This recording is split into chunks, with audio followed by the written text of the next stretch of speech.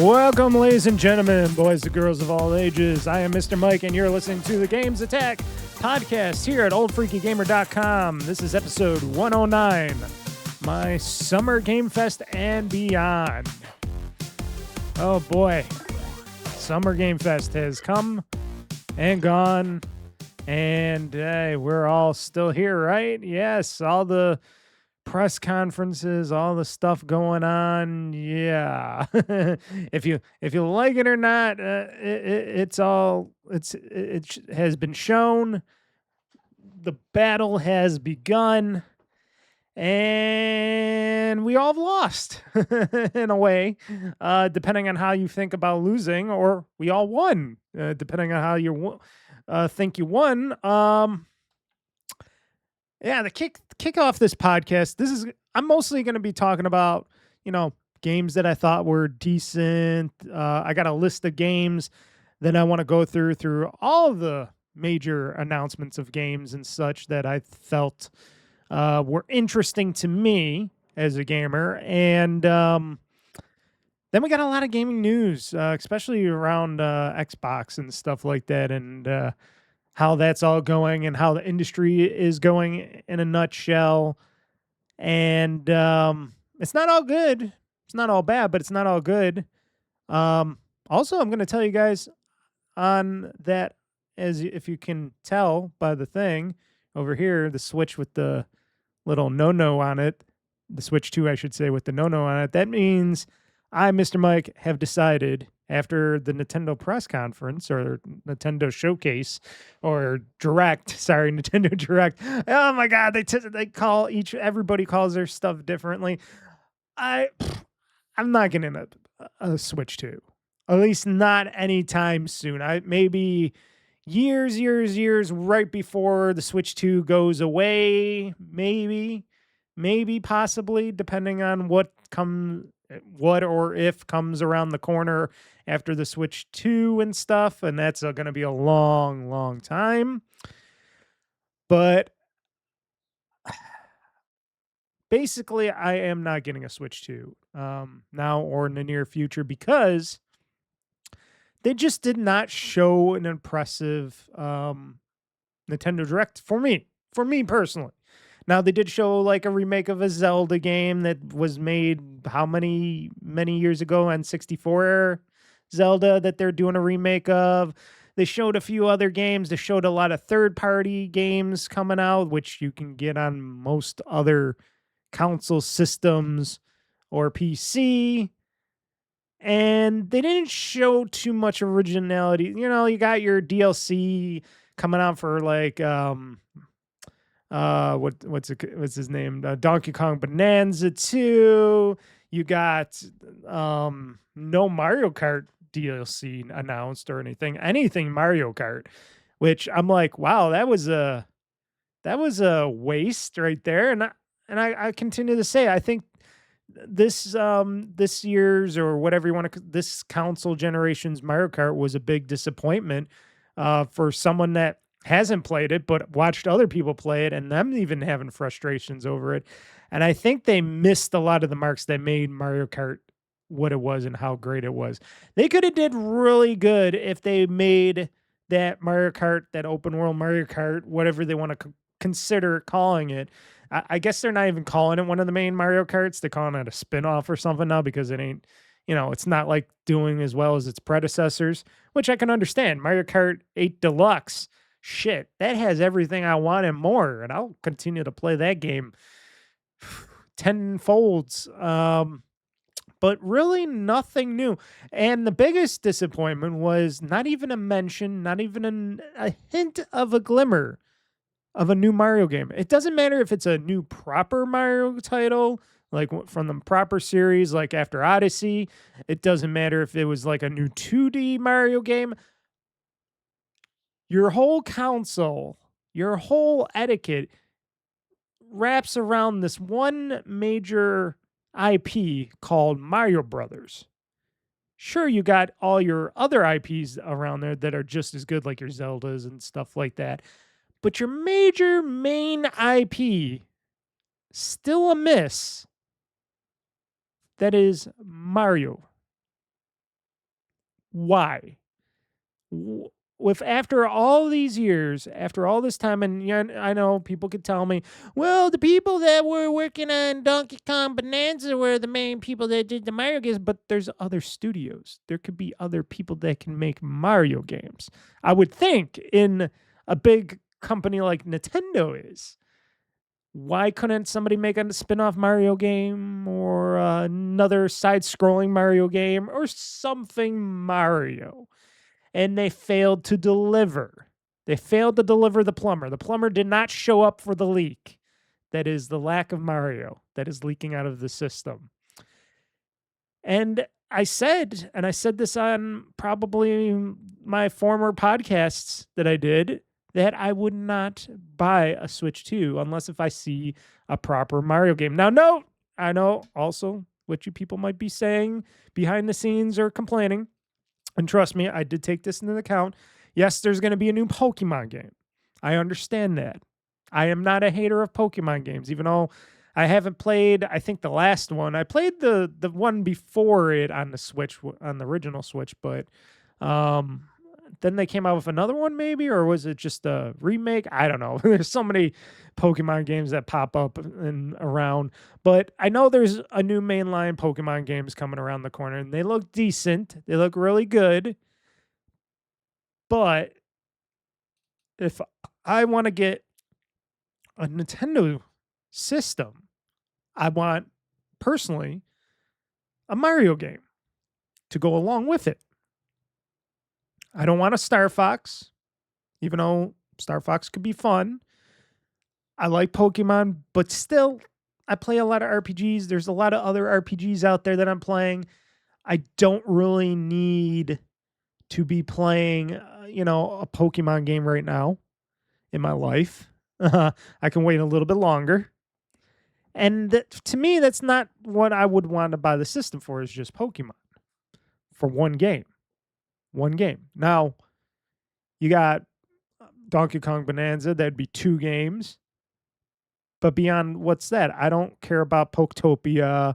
I don't care about the Miitopia or whatever else it was. There was like Poketopia or Poke whatever, and then there was Miitopia, the other Me one. I don't care about that stuff. I really do not. I just wanted to see some interesting, new creative stuff from Nintendo, and they have not brought it. They brought a lot of third parties to pad out their Nintendo thing. And yes, the Nintendo Switch 2 is going up in price at the end, at the September. Is it September? Whatever, this upcoming September or something like that. That's fine. That's fine. I got a Switch 1. I'm not even playing my Switch 1. I still got tons of games for it. There's no reason for me to buy that. Even that Splatoon game, I know it's just the first, like a Splatoon shooter type of game. It's not even the multiplayer Splatoon. Didn't even budge me a bit. And like I said, everything else that they shown, you could probably find it on another system or console or something like that. So save myself $500+ on a system and hardware and the very few games that I'd buy for it, even though I would like to own a Switch 2 sometime in the future to play like my Switch 1 games on, and, play like that second Legend of Zelda Breath of the Wild, or what is it called? What was the sequel to Breath of the Wild? I forgot already. What is Tears of the Kingdom? Yes. I haven't opened that up yet. I haven't opened it or played that because I wanted to play it on a more beefier hardware that is the Switch 2, but I will wait. I am very patient. I will wait 5, 6, 8 years, or more in order to play some of those games, especially if they're still maybe few, which we will never know until so far down the road, if we're all even still around, that that what they're going to do for their next system down the road. Are they going to do still backwards compatibility with their Switch 1 and 2 games? Will we be able to play them on a Switch 3? Because where would they go from Switch 2? They would have to go to a Switch 3. They can't just go back to we're just doing a console now.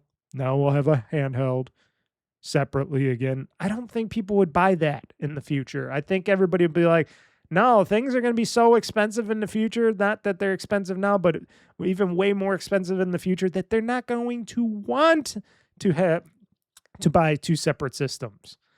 That's why I always wonder, like, oh, what's going to happen with Sony with the PS6, and then they got the PS6 in the future, and then they got that so-called PlayStation handheld that they're working on in the future. And that's going to be even more expensive, unlike a Nintendo product. And I'm like thinking, ooh, who's going to be able to buy or afford any of that shit from Sony in the future? I don't know. And the same with Microsoft. They're in the same kind of boat as well, but at least they're not, their boat has been sinking from the internal and not external forces, mostly because of their bad. And I'm not saying the direct leadership, but the higher up leadership, and we could talk more about that later, but in the news. But yeah, it is fucked across the board. It doesn't matter even if you want to go on a PC and stuff. It's all fucked across the board. We all say it in every podcast, and I know everybody's like gets really bummed out when you hear that, and it's like, but how?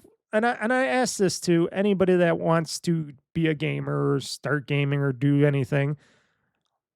If you haven't tried to buy hardware or do anything previously when you heard all this shit was hitting the fan up to now, what were you waiting for exactly? Because things just keep going up. And if you were planning on waiting longer and longer and longer, I'm sorry to say, but that is a fool's errand. And hold on one second. I'm going to have to adjust my camera a bit.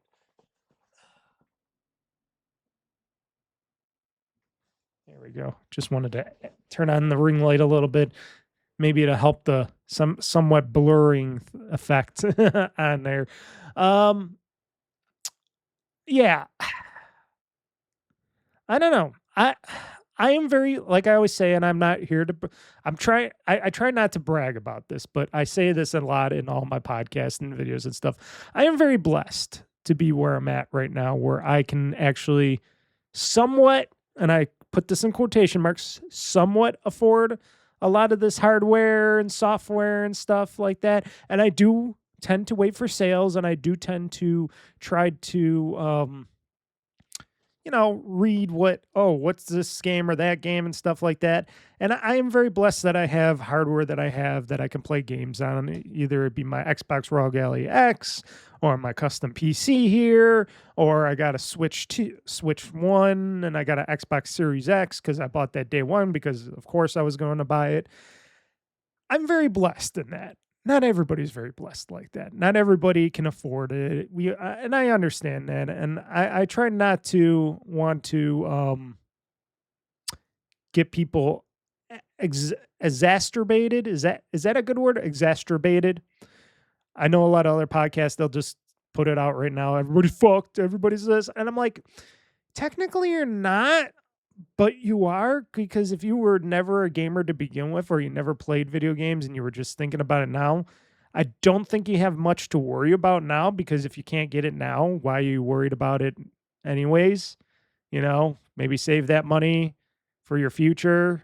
And then down the road, if you have the money, because I said this before many, many years ago, and I still say it today.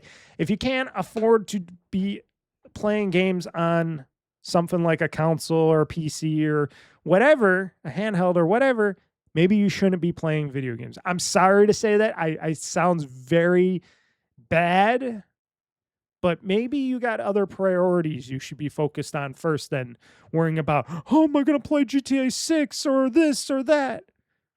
Maybe you got other priorities. If you can't afford, and I know a lot of people can't afford it, especially now because, and we can say wars and stuff like that. I believe it's more of the AI bullshit and these corporations and companies putting all their effort and money and stuff behind a thing that's never going to pay back anything. And it seems like it's taking away more jobs than giving right now.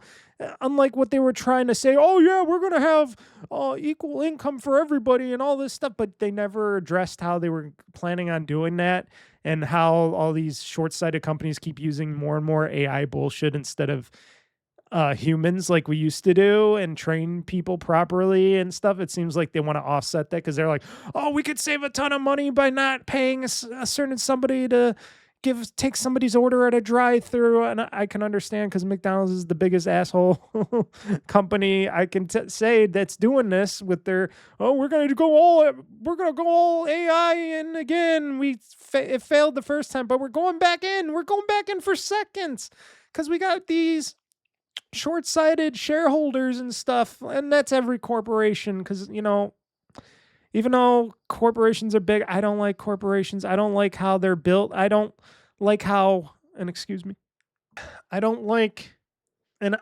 most of us could be guilty of this. If you put money in the stock market or whatever right now, or if you're buying that at SpaceX IPO, which I don't think I am, because I got to get more money to put in there, and I don't have the money to spend on IPOs right now at the moment and stuff. And I want to see where that IPO is heading to. Everybody's like, oh, it's going to be multi-trillion dollars and blah, blah, blah, blah. And I'm like, we'll see. I'm excited about it. Shit, if Elon wants to give me a few shares at SpaceX, I would gladly accept them from him just to have a piece of that company, a little piece. But I'm talking about the big boys. I'm talking about the big players that are putting in millions and billions of dollars into these companies.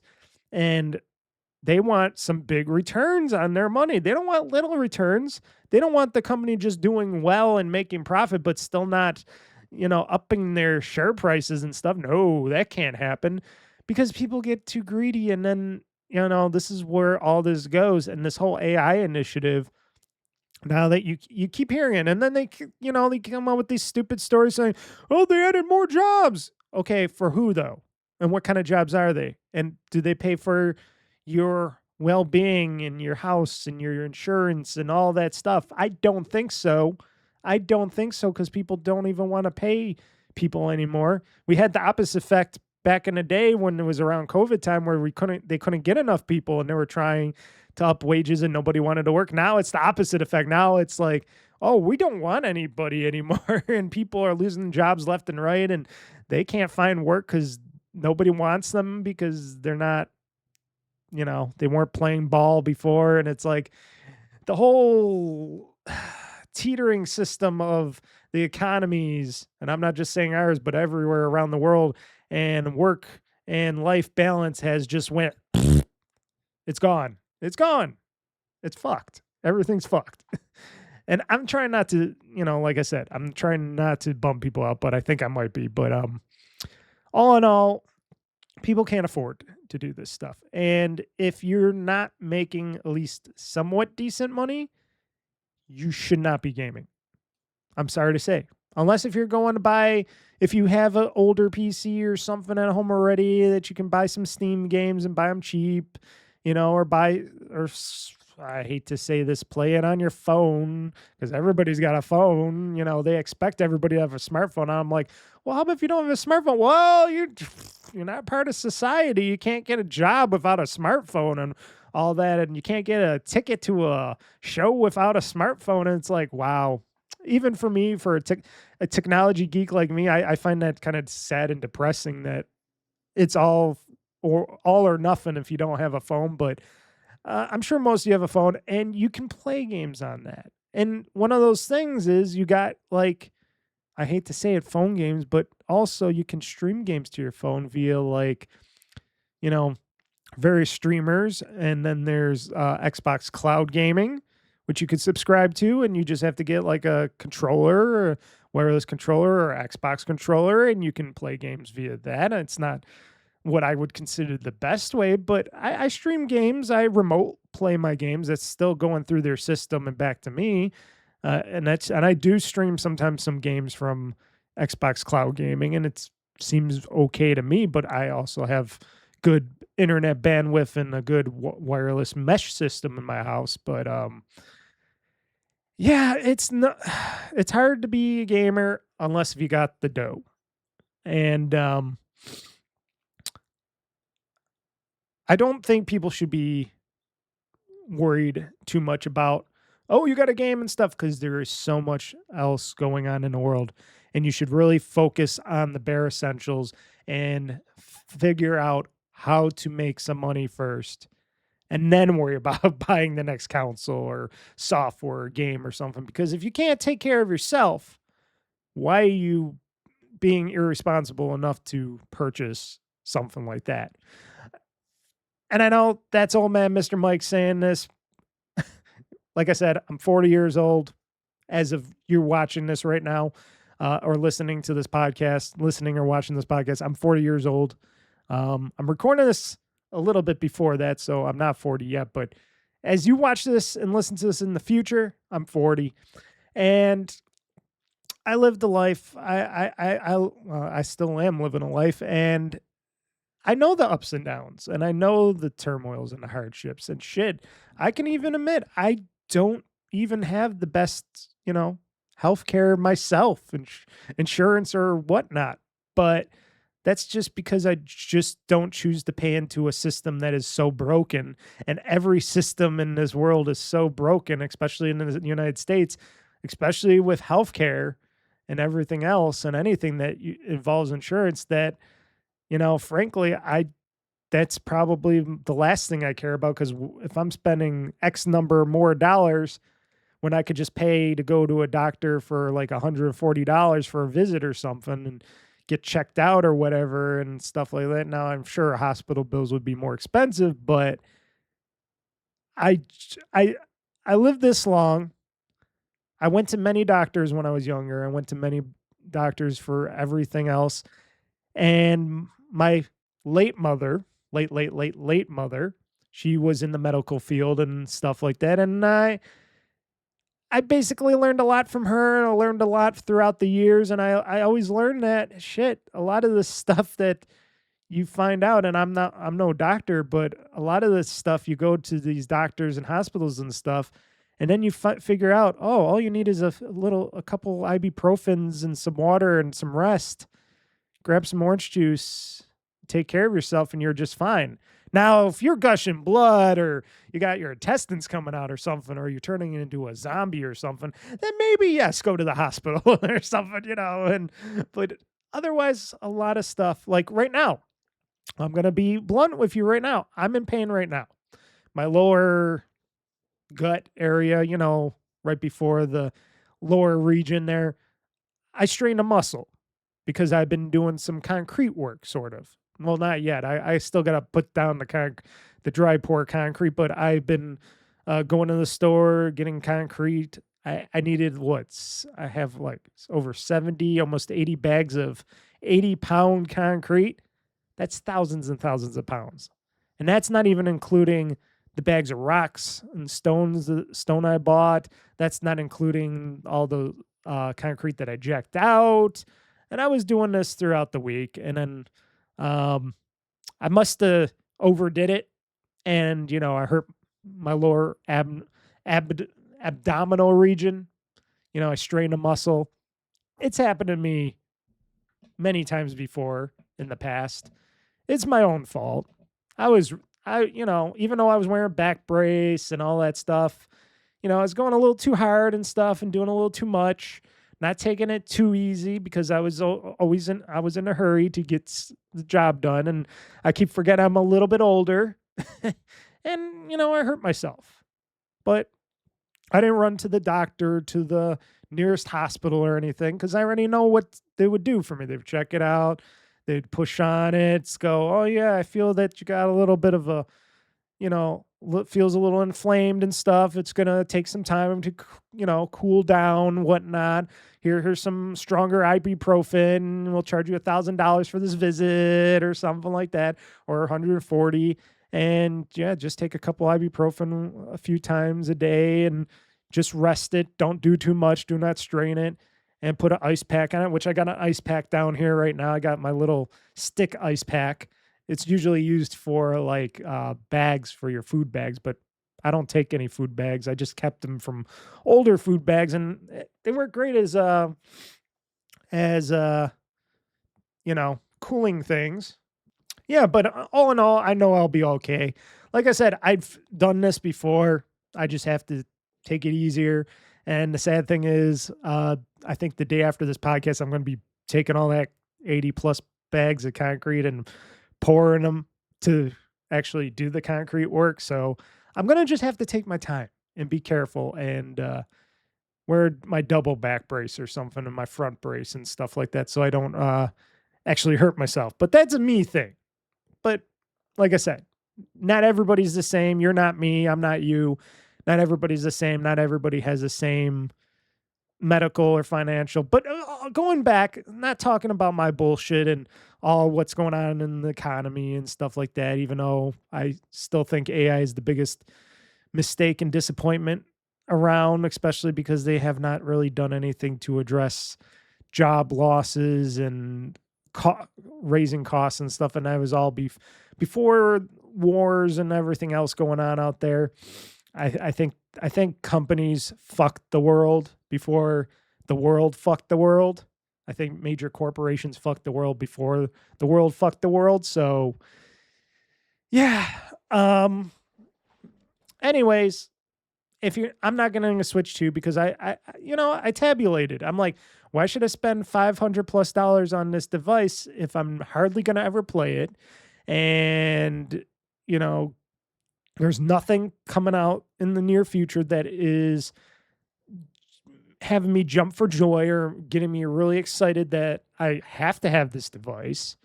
And, overall, I still love Nintendo in a way. I hate them as well, but I still love them in a way. I love their hardware. I love some of their games when they actually do announce and put them out. But I'm not one of those people that's going to jump out and get the latest console from Nintendo or anybody else. Hence why I haven't bought a PlayStation in a while, because they're just not showing me what I expect from them as a gamer. What I want to see from Nintendo as a gamer.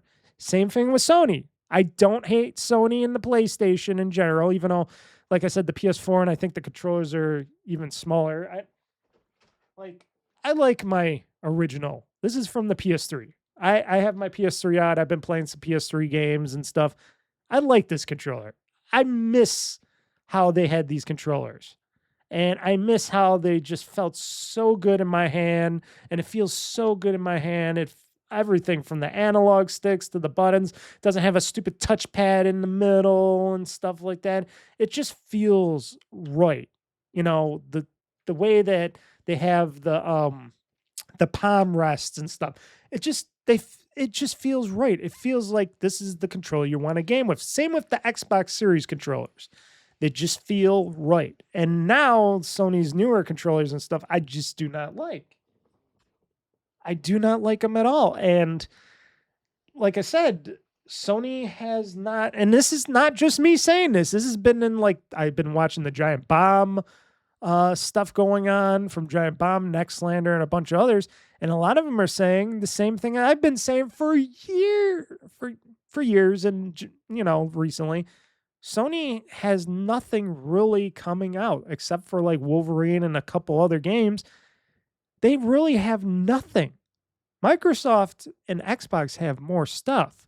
It's not stuff that people really want, or people are so up their asses that they're like, I need something that's even more fantastic. I need something that is bigger, bolder, and more polished and stuff like that, because we're all freaking greedy and spoiled in our gaming habitats here, that we need something bigger and better. We need our exclusives because we're whiny little brats and shit like that and shitheads. We need that. I want that now. That's what it sounds like to me, like a bunch of oversized babies that have to get their baby babas and rattles because, I don't like this, but it's not just for you, it's for everybody. And like I said, I have nothing against, purely PlayStation and Sony and Nintendo and the Switch. It's just, and I get a lot more of my value from Xbox and the PC and stuff like that. And I've been saying that's been also what's been helping me save a lot more money, especially because they've been having more and more sales on games, which if you do not follow a lot of the Xbox sales going on and the PC Xbox sales going on, and I'm not even talking about what Steam is going to be doing with their weird Steam sales going on pretty soon probably as well. they've been having a lot of great sales. You just got to look, and you got to just, keep those wish lists, highlighted for your games that you want to see in the future to go on sale. If you don't want to spend $70 on that game or whatever the game would cost. And also, they've been showing, like in their last Xbox game showcase, a lot of these games that are from third parties, big games that I would think are big games, are coming to Game Pass day one as well. So they're still getting some of those games to come to Game Pass day one. And I'm like, okay, that means I don't have to spend $70 on that game or this amount of money on that game. I could play this game. If I don't like it, okay, fine. I didn't waste no money. But I tried it out. I gave it a shot. And that's great. And we'll get into some of those games that I'm going to probably get. Like I just purchased another game that is also on Game Pass. And I do this sometimes because I feel like, okay, I know this is on Game Pass, but this game is so cheap, I might as well give the developer a little extra money for it because, they deserve it. And I think, what is it called? I can't even say the name. It's that Teratolic. Oh, man. I'll have to get back to you guys on that one. Okay. Took a pause. Had to use the lav and stuff. And I found out the game, Terratech Legion. That's the game I was talking about. And it's in the store. I do own it. Buy it for $8.99. Why does it say that? Did it not update? Because I'm pretty damn sure I bought Terratech Legion. Huh. Weird. Hold on. I'm pretty sure I bought the game, but it's $8.99 on sale. At first, I was like a little, and then I'm like, oh, yeah, this seems pretty interesting. And then I got to know better how to play it, and I played it, and I'm like, oh, okay. So what's going on here? Maybe I didn't buy it because, let's see here. No, that's that. Let me check my thing. Maybe it didn't go through because Xbox's store was not working correctly or something. Let's see here.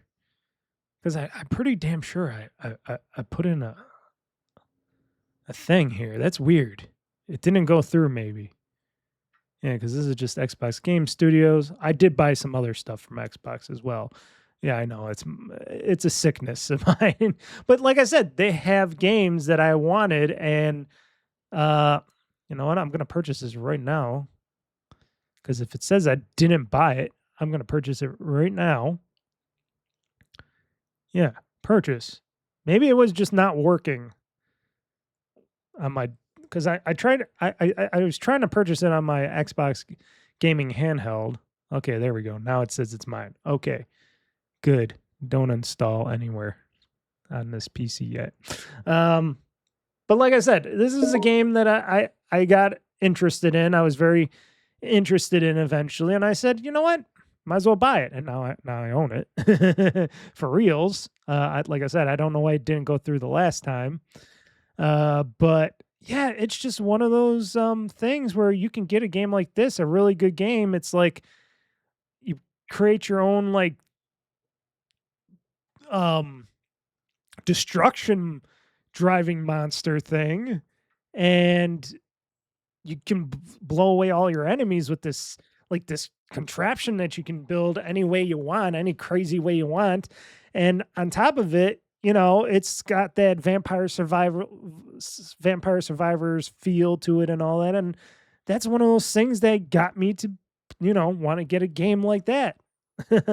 But still, overall, the whole, and like I said, I'm not going to go too far into this. I know it's hard to be a gamer. I know things cost money. And even I say, oh, I wish I got to get my games for free like some of these people do, these influencers and stuff. Maybe that's another thing. Maybe these companies should stop paying and giving games to influencers that don't make no sense out in the world. Give it to the regular journalists out there, like the Giant Bombs, Nextlanders, kind of funnies, things like that.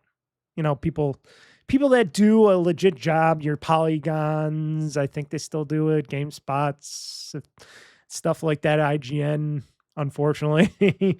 But don't give it to these influencers that are, all money based, that aren't focused on playing the game.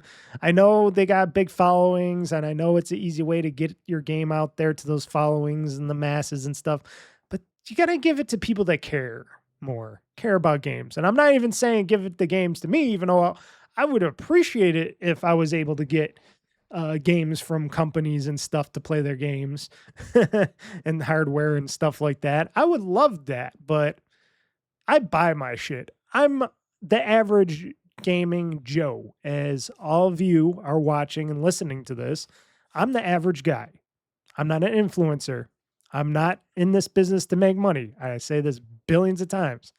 I'm just here to talk about something I love, gaming, and the art form that it is, and what I like to buy and play and all that stuff. And that is it. But the future is not great. I don't think it's a total loss yet, but it's not great. And gaming as an industry is going to shrink, because I'm not spending $500+ on a Switch 2. No. Not that if I don't get the games that I want, nobody's going to be spending $800+ on new next gen consoles. And the very few people that do are like, okay. And I have my ideas about that. But yes, long story short, not getting a Switch 2 in the future, now or in the future. And the $50 price increase coming up in September or whatever, be damned. It just doesn't matter to me. Just doesn't matter, because I'm not going to get it anytime soon. Plus, I still do want that maybe not OLED to come out, or a Switch 2 Lite, which they made the Switch 1 Lites where it was undocked and all that. If they did that with the Switch 2 and they were able to get maybe price down a little bit more, I don't know. I doubt that would even happen with that, but you never know. But that's my take on it. That's my take. And people got to stop going and saying, oh, these games aren't good enough. These games aren't polished enough, or they're not hot. They got to be the hot shit. They got to get all the graphics, all the ray tracing, all this, all that.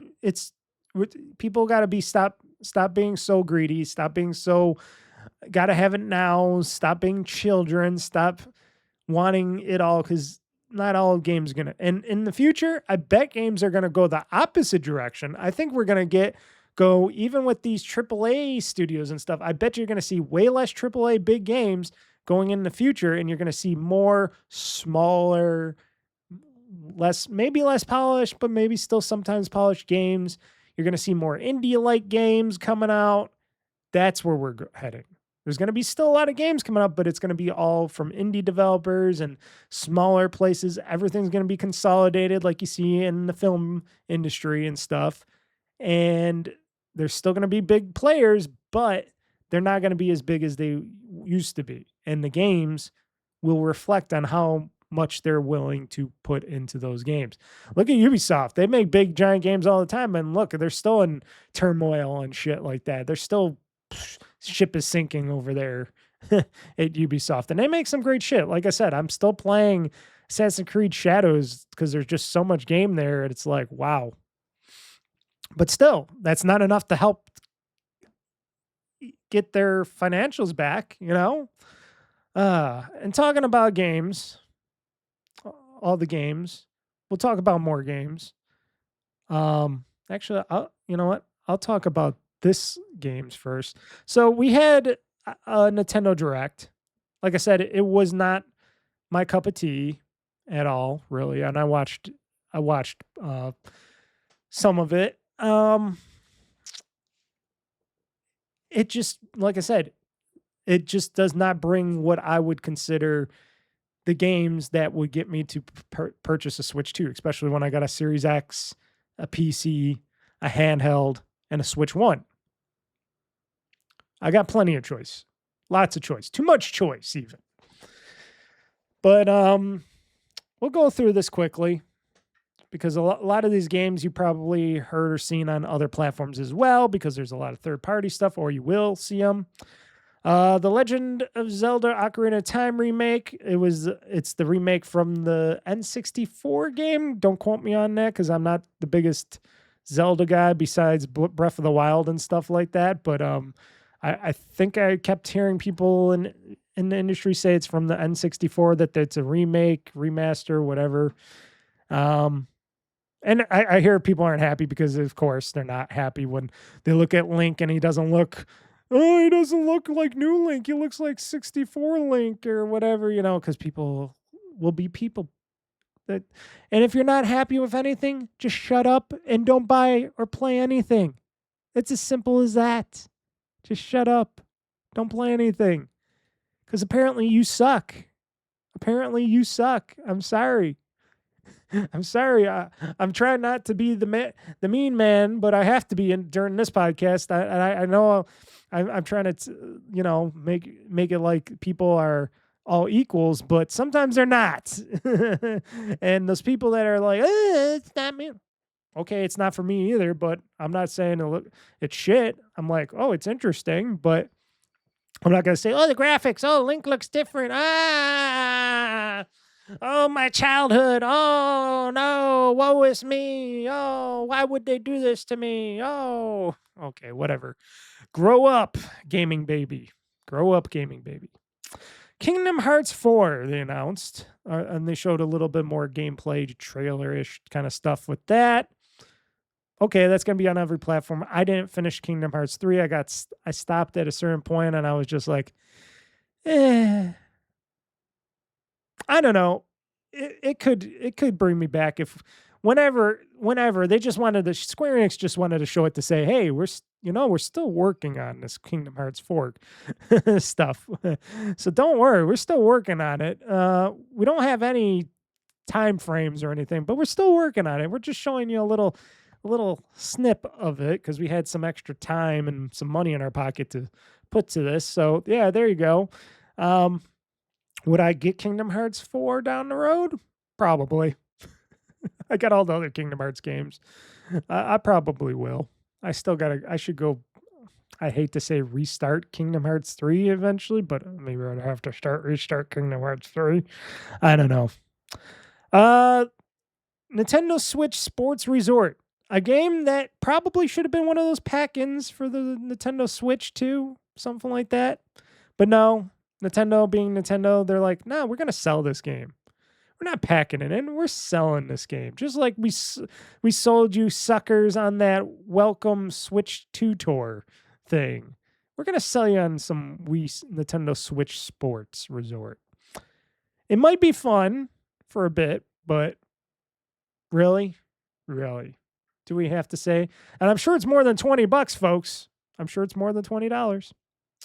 The Dust Bloods from Software. I heard about it. Don't know much about it. Fire Emblem Fortunes Weave from Intelligent Systems. A lot of people like their Fire Emblem. Xenoblade Genesis from Monolith Software.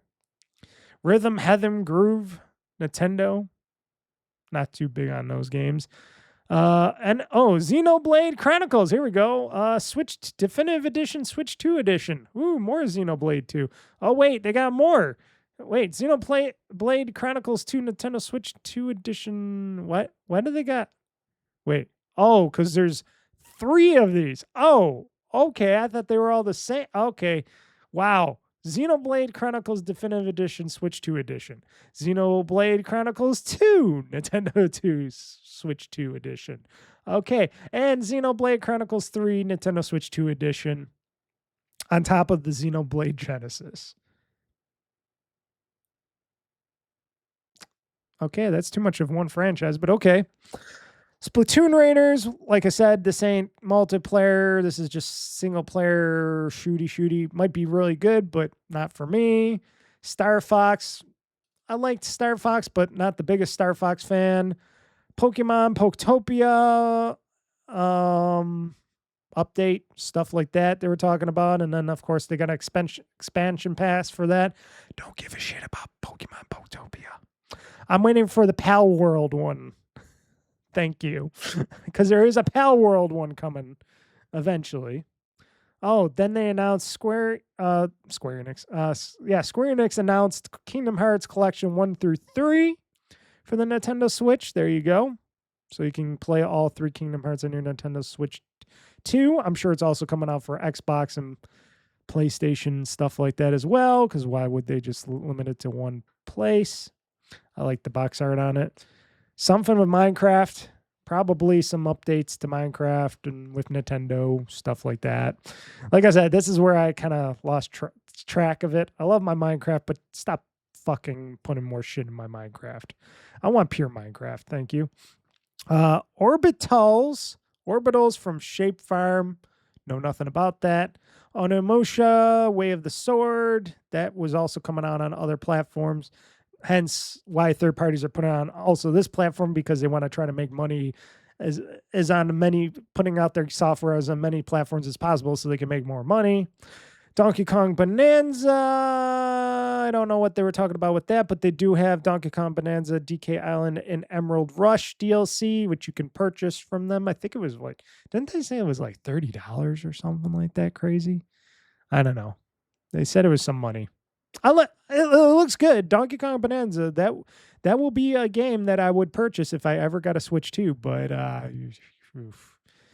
Deltarune Chapter 5 and Deltarune Chapter 1. Okay, that's weird.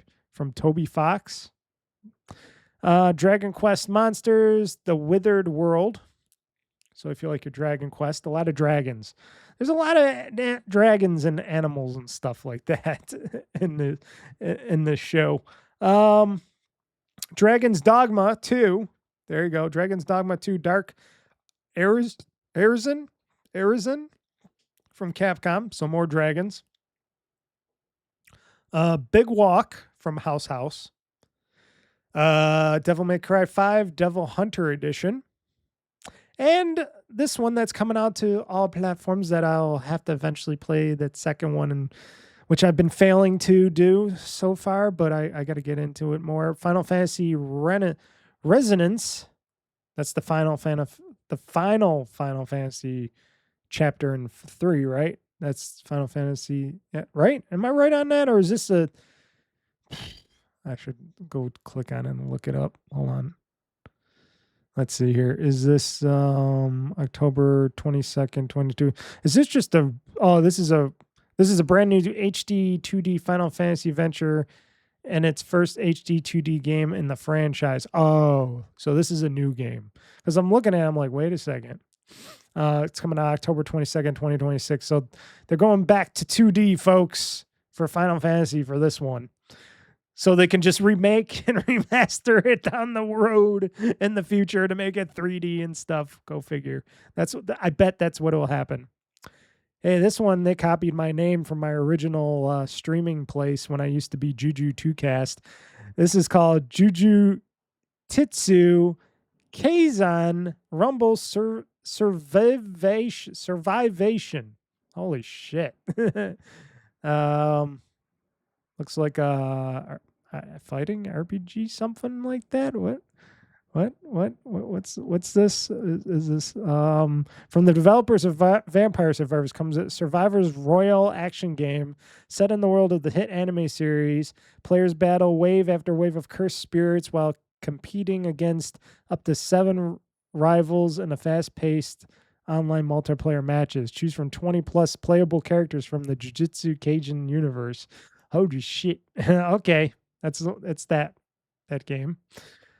What else? We're going down the list here. I already did that. Oh, Pikuniku 2, which looks like trying to think, Pikmin, but it's not. But it looks a lot like Pikmin because they got the name that looks like a Pikmin name. All the characters look like Pikmin characters, but they're not. But they got the Pikmin art-esque look to them. It looks like a ripoff of that. It's from Sector Dub. So it's Pikuniku 2. So they already did the first one. So, okay. trying to just copy the Pikmin scheme. Rayman Legends Retold. Definitely interested in this, but it's also coming out multi-platform. Ninja La 2, The Uncharted Planet. Know nothing about it. Lies of P, Complete Edition. A lot of people like this game. I heard it's very hard to play, but I heard a lot of people liked it. Now it's coming on the Switch 2 as the Complete Edition. One Piece Grand Gourmet, Carosoft. Okay. Hello Kitty Party Island. Oh, yes, because everybody's hungry for that Hello Kitty bullshit. Hello Kitty. That's what you buy a $500 Switch 2 for Hello Kitty. Hello Kitty. Wow. Could have made her sexy. You know, can make the kitty sexy like they like to do. Like this next game, they got a girl with cat ears in it. Oh, three girls with cat ears. Oh, I was just talking about that. And it's called Muramasa Revenant Blades from Vanillaware. Ah, there you go. There's a game with pretty kitties. Oh, they pretty kitties. They're making them like slutty kitties to me, but okay. Oh, boy.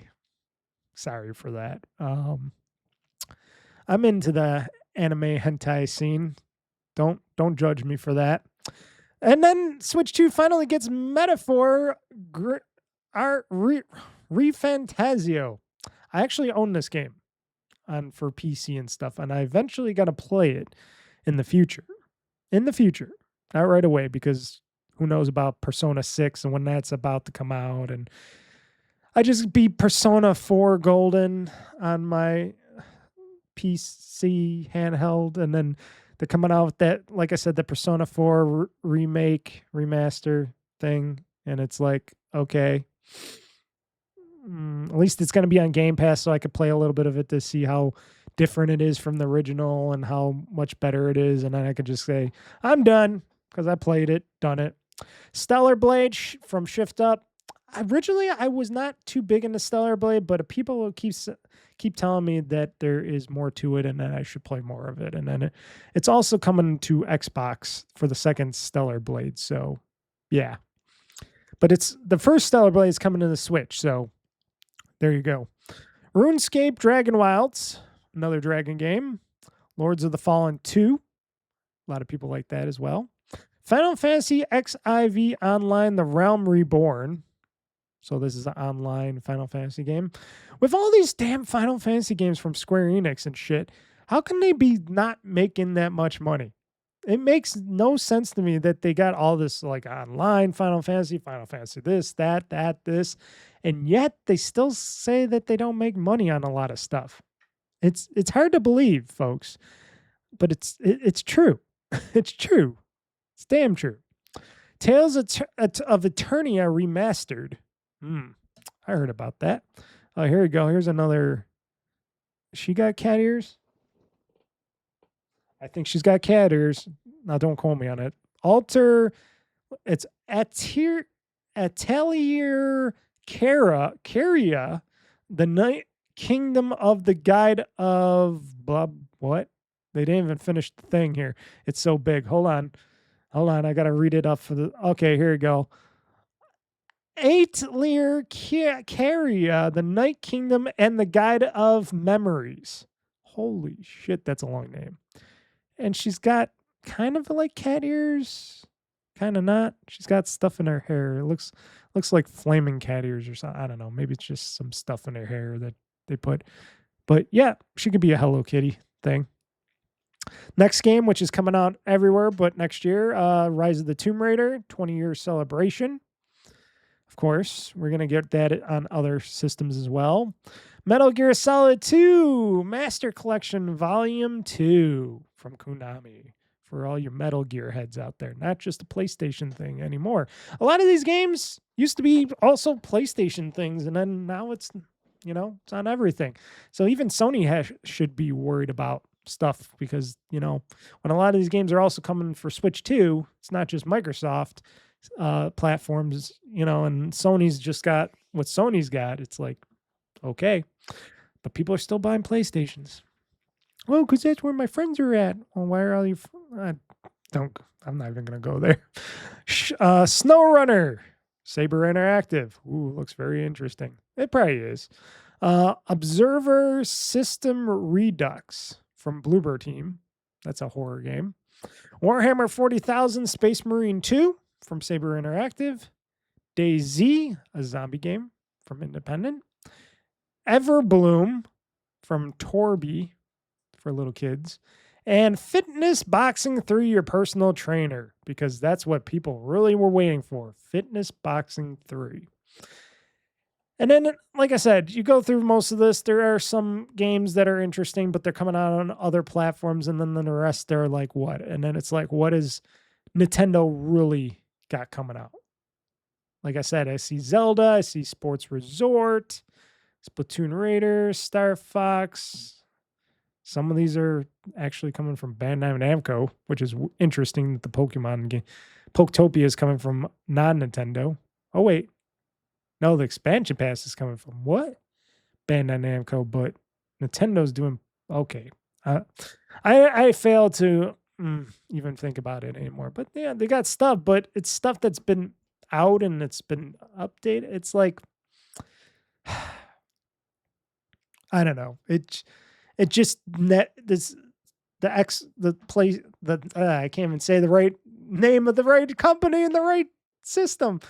The Nintendo Direct has not been like, I shake my head. The last Direct, this Direct, and I'm like, that's great that you can get all these games to play on your system and stuff, and all these people are wanting to put their games on your system, but I want to see your main stuff. I want to see the Mario game. I want to see a Mario game. It doesn't matter if it's a main or not. I just want to see a Mario game, and you guys have failed over and over again, time and time again, to produce a Mario game. Just saying.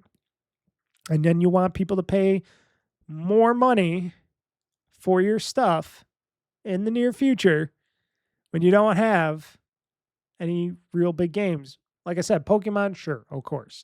People will, I'm not going to deny Pokemon. They didn't even show Pokemon in this Direct. Where's the Pokemon? I mean, the actual Pokemon games, not Poketopia. Where's the Pokemon? Where's the actual Pokemon game? They didn't even show that.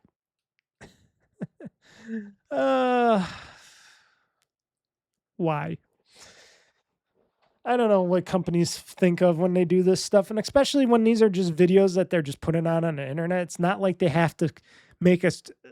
I don't know what they think or what they're thinking. If they have to be like, oh, we gotta just keep it in this time frame. Okay, you don't have no time frames. You're putting it on the internet. You can put out as much as you want and long as you want, but they're still going by the way of like Jeff Keighley. If he's doing the Summer Game Fest on TV and stuff, of course he's got a TV spot and stuff like that he has to stick with. Or if he's just I don't know, did he do Summer Game Fest just on the internet this year? Maybe it's on some TV channel and whatnot, but still, it's like, really. But I'm gonna go through some games here. I got a nice big list here that I think is big, somewhat big, that spans, Summer Game Fest, Xbox Game Showcase, PlayStation, Nintendo, stuff that I felt that I saw, whatever games I saw on their streams, their videos, plays, that I thought was interesting, and games that I'm probably going to at least check out or get and stuff like that. And there's a hefty amount.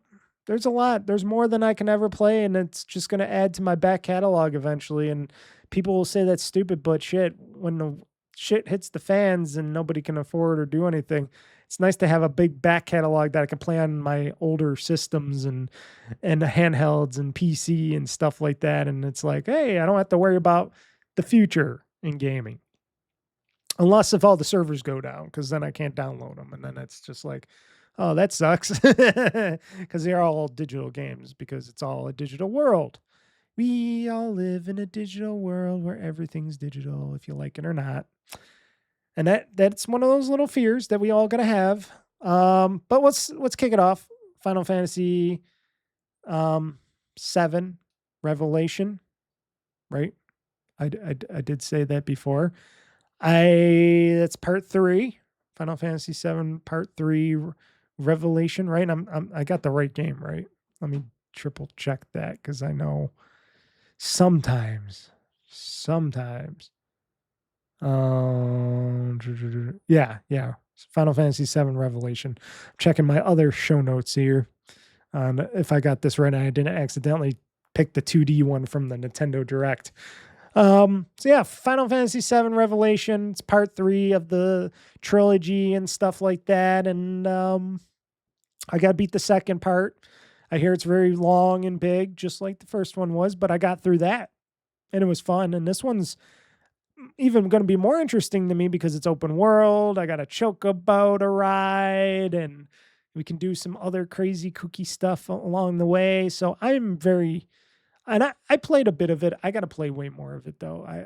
I'm going to be playing some today throughout the rest of my vacation, my staycation, which I still got till Tuesday, all the way to next Tuesday. So as you're listening or watching this, that means tomorrow is my final day of vacation or staycation, and I'm back to the grind, back to work. So it's not like I don't got a lot of time to play a lot of Final Fantasy, which I promised myself I would, but I've been playing other stuff, doing other stuff around the house, construction-wise. When the weather is really nice and decent, I had to do other stuff. So, that's me trying to relax. I do relax here and there. So I've been getting in my relaxation time, sitting on the deck porch, stuff like that. But that's another thing. People got to try to learn how to relax. And coming from me, it's very hard for me, Mr. Mike, to sit down, shut up, and just relax for a bit. Okay, let's continue. The second game on my list here, Street Fighter 6 Year 4 DLC characters. I know that game's been out for a while, and I haven't played that game for a while, even though I should get back into it because I still got to finish the storyline, the story campaign or whatever for Street Fighter 6. Go figure, I still haven't beat that. But there's Year 4 DLC characters coming out. Yasmin, Arjun, Bosch, and Tifa from Final Fantasy, baby. Sexy Tifa. And she does look like a damn Street Fighter character. Tifa. They should have put Barrett in there as well. He definitely looks like a or Street Fighter character. Now Cloud and everybody else, maybe not, but definitely they should have put in Barrett. I don't know why they only picked Tifa. I know why, because she's hot and sexy and she can kick ass and take names and stuff like that. But it seems like a lost thing, unless if he comes in the next one, if they have a Year 5 and then they put Barrett in, because he's cool. He looks like he can do some fighting. Or maybe because he has the one arm as a gun. But why would that make any difference? It's Street fucking Fighter. Why would they care if he had an arm for a gun for an arm? He could still just, you got psycho powers from Bison and stuff and other people. So why not have him have a big gun on his arm? He doesn't always have to use it. I don't know. Other characters have weird things, but yep, Tifa's coming to Street Fighter 6. I am probably going to get her DLC character because I am a sick bastard. And the rest of the characters look pretty cool as well. And I got to get back into playing some more Street Fighter 6. It's been a while. I think it's still installed on my Series X. Stellar Blade Blood Rain. That's the sequel to Stellar Blade. That's the going to be coming out for everything pretty much, I think. I think Switch 2 as well. Don't quote me on that. But even though I didn't really care too much about the first Stellar Blade when I was playing the demo of it, I was thinking, well, maybe I'll get into this one. Maybe I can get into it. I don't know. It's coming out everywhere. Maybe I don't know. I know it's just I can't speak again. It's scantily clad women with swords and shit, but why not? Why not?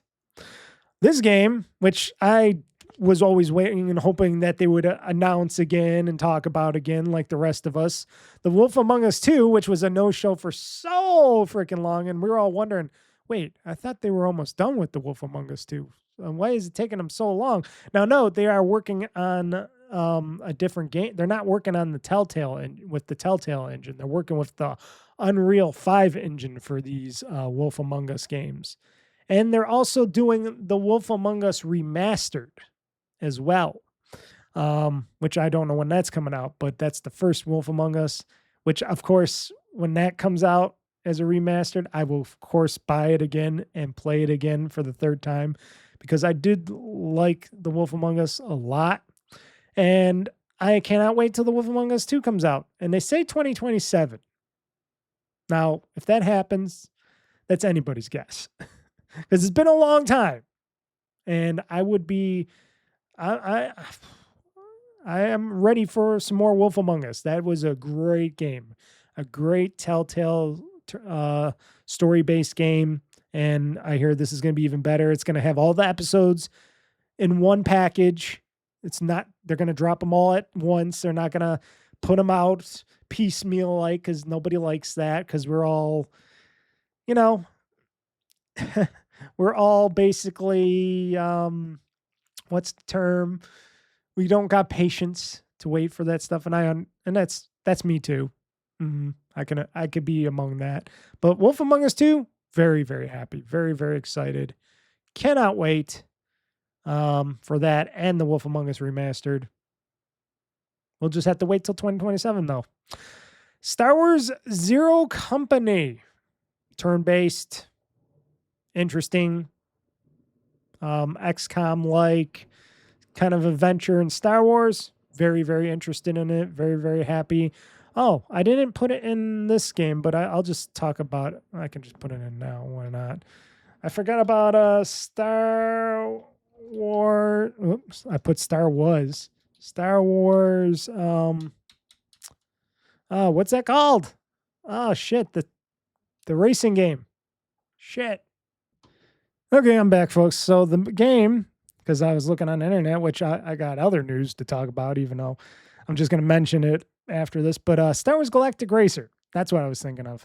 That pod racing game looks great, just like everybody else says it looks great. And I'm probably going to get that day one when it comes out, because I definitely want to do some racing, some pod racing. Even though I'll suck at it, I want to do some pod racing. And it is made by former Burnout creators, stuff like that. It's made by former Burnout people. But before we get into the other game, I know this isn't game news wise or anything like that, and I'm sure you're probably going to hate me for mentioning this, but Elon Musk is the world's first trillionaire, because SpaceX IPO'd as of today, as I'm recording this on Friday, and it's already up to $150 a share. And I'm like, God damn it. But I didn't have any money to put in there yet. My money didn't transfer over to my thing yet to buy some shares of that, but we'll see. We'll wait and see where that goes. But shit. Making millionaires across the country, or some of the country, and yeah. He can buy a few consoles, I think, for that $1 trillion. Must be nice. World's first trillionaire. He's going down in the history books. But who said he wasn't going to be a trillionaire, you know? Richest man on the planet. Nobody else. None of the oil tycoons, none of those other people. You can love them or hate the shit out of Elon Musk, but you can't deny that he actually did something. He actually did good with his IPO of SpaceX and stuff, that he's doing stuff, and that he's made it to $1 trillion. $1 trillion man. You can't say that. I can't say that I'm a $1 trillion man. I would have loved to be a $1 trillion man, but shit. Whew. Damn. Okay, back to the games. Sorry about that. I know you guys are probably puking on just hearing that, going, I can't even afford a gaming console, and he's a $1 trillion man. I gotta borrow some money from him so I can buy my next Xbox or PlayStation. Oh. Sorry. Virtual Fighter Crossroads. I am big on most fighting games out there. A lot of the fighting games out there. I like to play different types of fighting games. Virtual Fighter, also, of course, among the fighting games that I like to play with. And this one looks a bit different, a little more grittier, darker. Haven't seen much of it, but they have announced it. And I'll definitely play it when it comes out. I'll definitely play some Virtual Fighter when it comes out, because why not? Like I said before, I just wish we would get another Killer Instinct in the near future.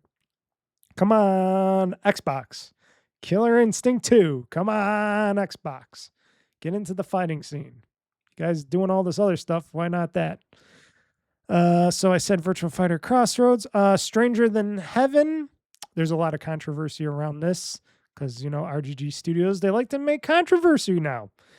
Just like their last Yakuza remaster of Yakuza Kiwami 3 and Dark Tides and stuff, when they had that guy that was diddling ladies or whatever and was tried. People didn't like that. I just said it was just overpriced for the remaster of that, but that's my thing. But they're doing a game called Stranger Than Heaven.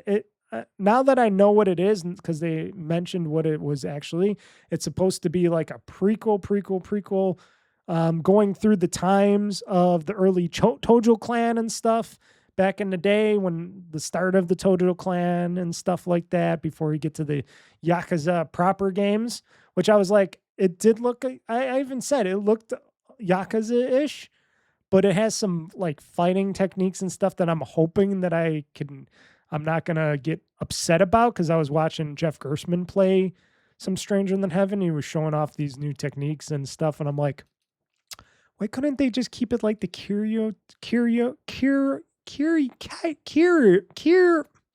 sorry, my voice. Kiryu techniques like before in the other games. Hopefully they don't change it too much. And he said even he was getting his ass whooped in easy mode and stuff multiple times. And I'm like, oh, come on, don't make it too hard.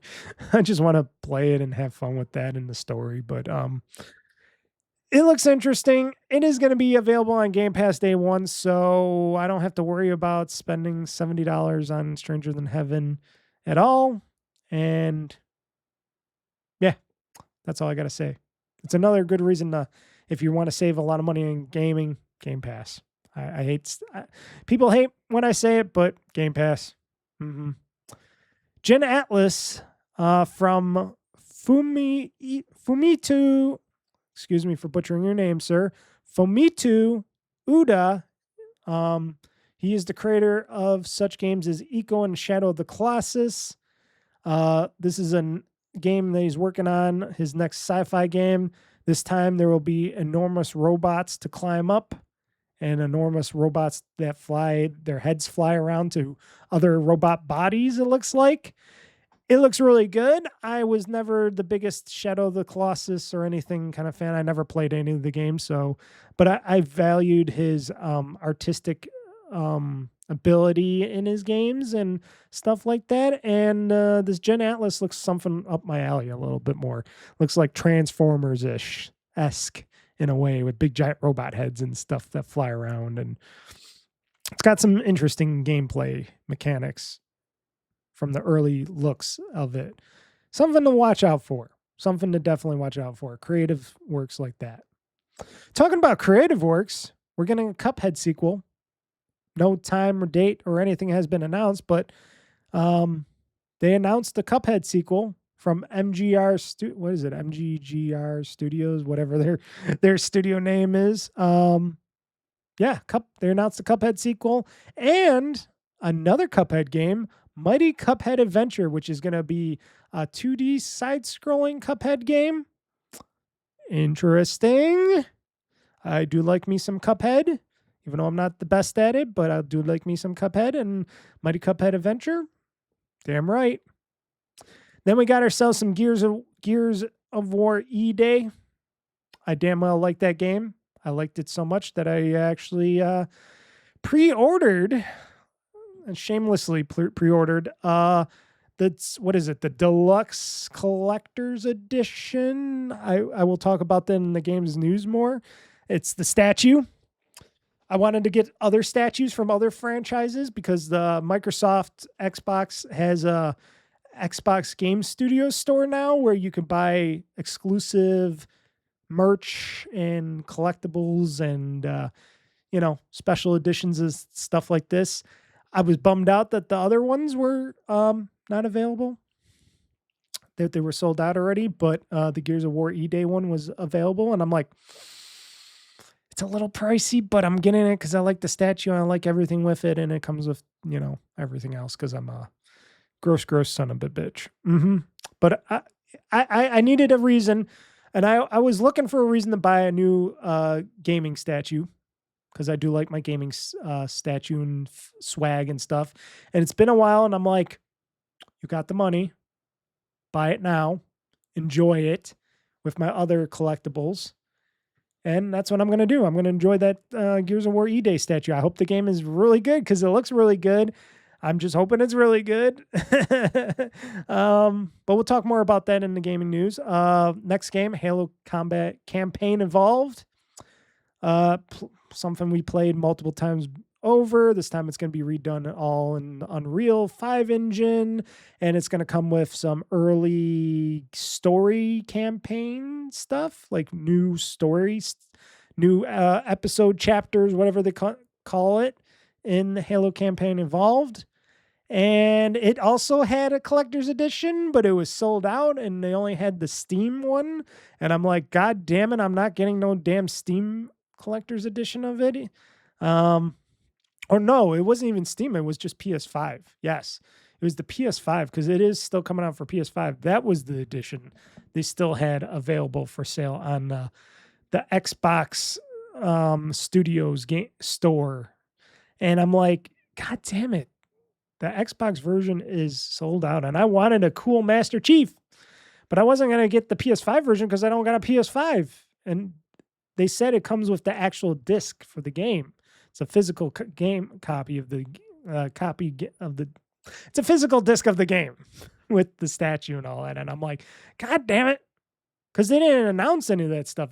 I just looked it up and I'm like, oh, there's a statue. Oh, statues. And even Fable, which is my next game on the list, Fable, also had a statue, but that got sold out as well. And I'm like, at least I got the Gears of War statue because it looks pretty dope as well. But I wanted that Fable one. That looked good too. And the Halo Campaign Evolved one. I would have bought all three because I would have just been grossly stupid and I would have bought all three, but they didn't get me to buy all three because they didn't have them in stock anymore. And I'm not spending any money on scalpers because I'm not stupid like that. And I'm wondering, because a lot of people were saying, oh, maybe the scalpers got them all.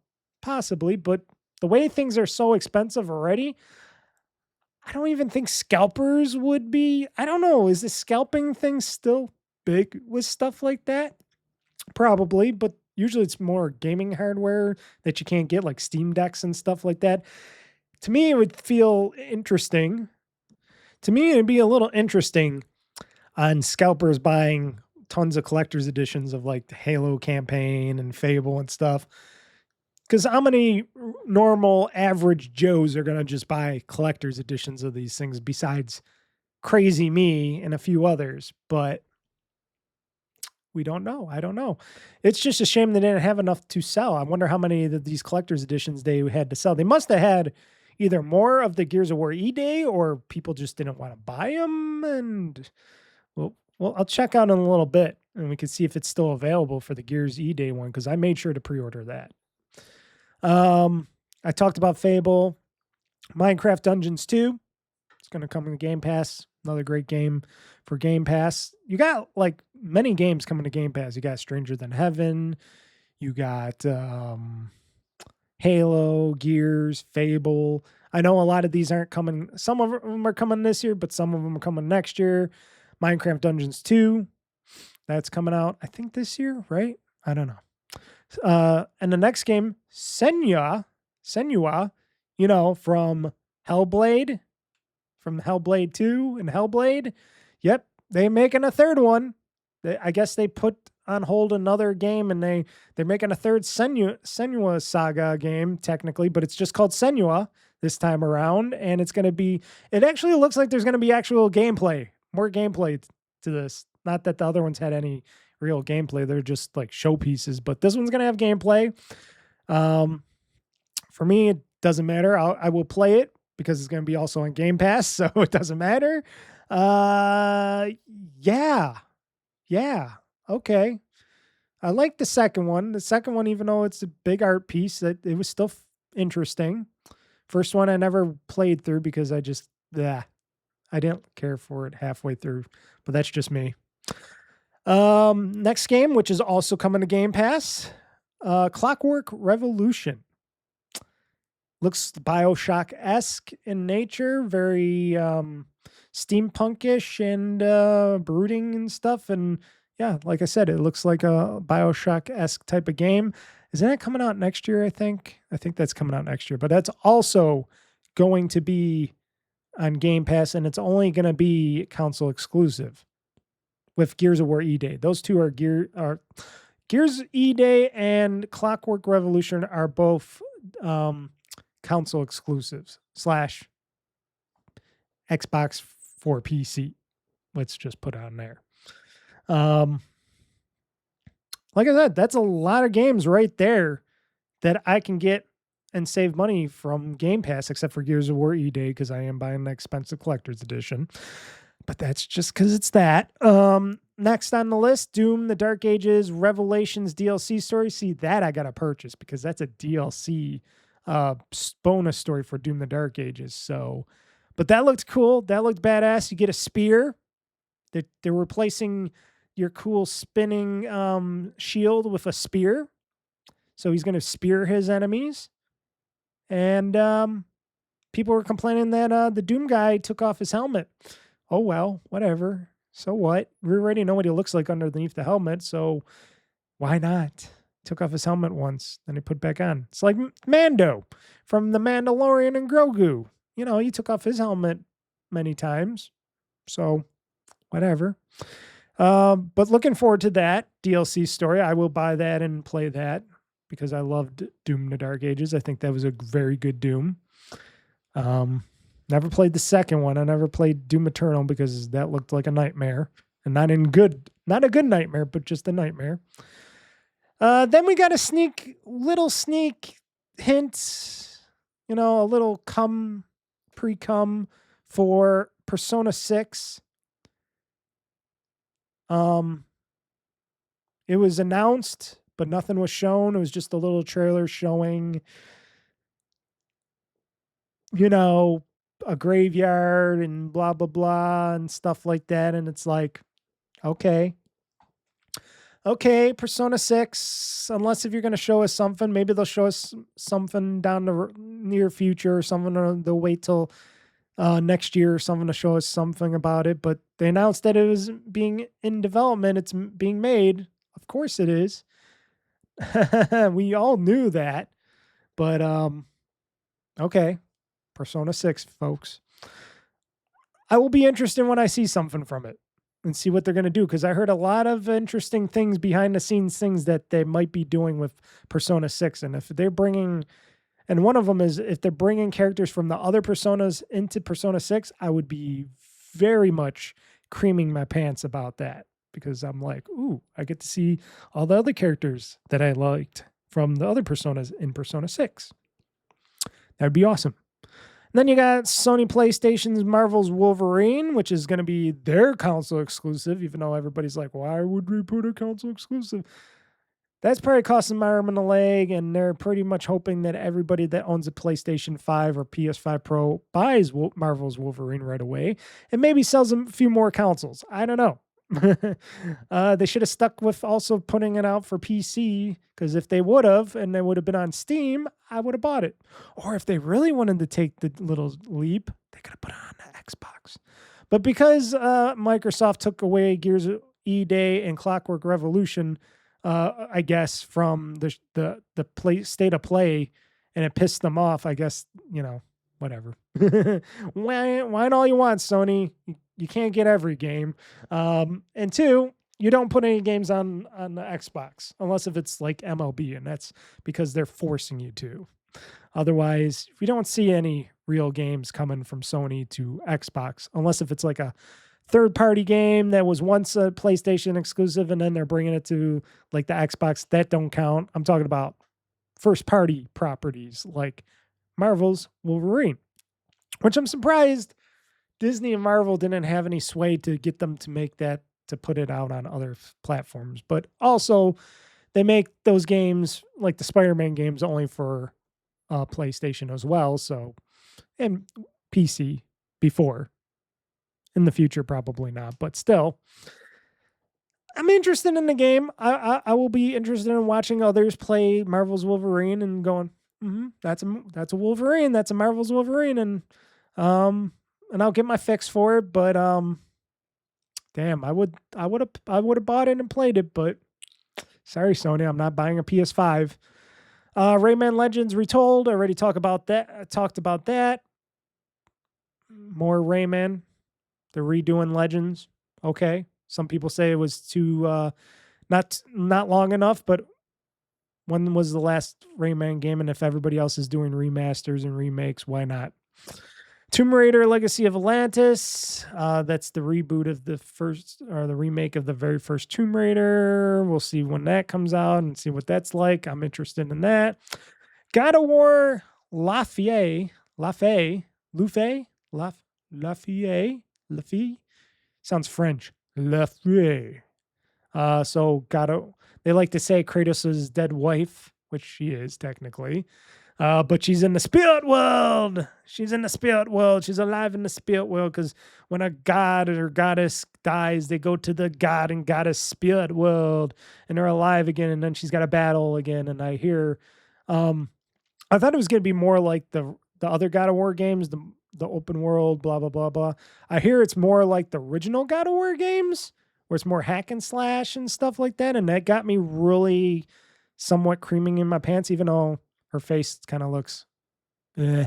But hey, I can't comment on that, because if that's who Kratos likes and he thought she was sexy enough, that's his woman. So it doesn't matter what she looks like, I'm not judging at all.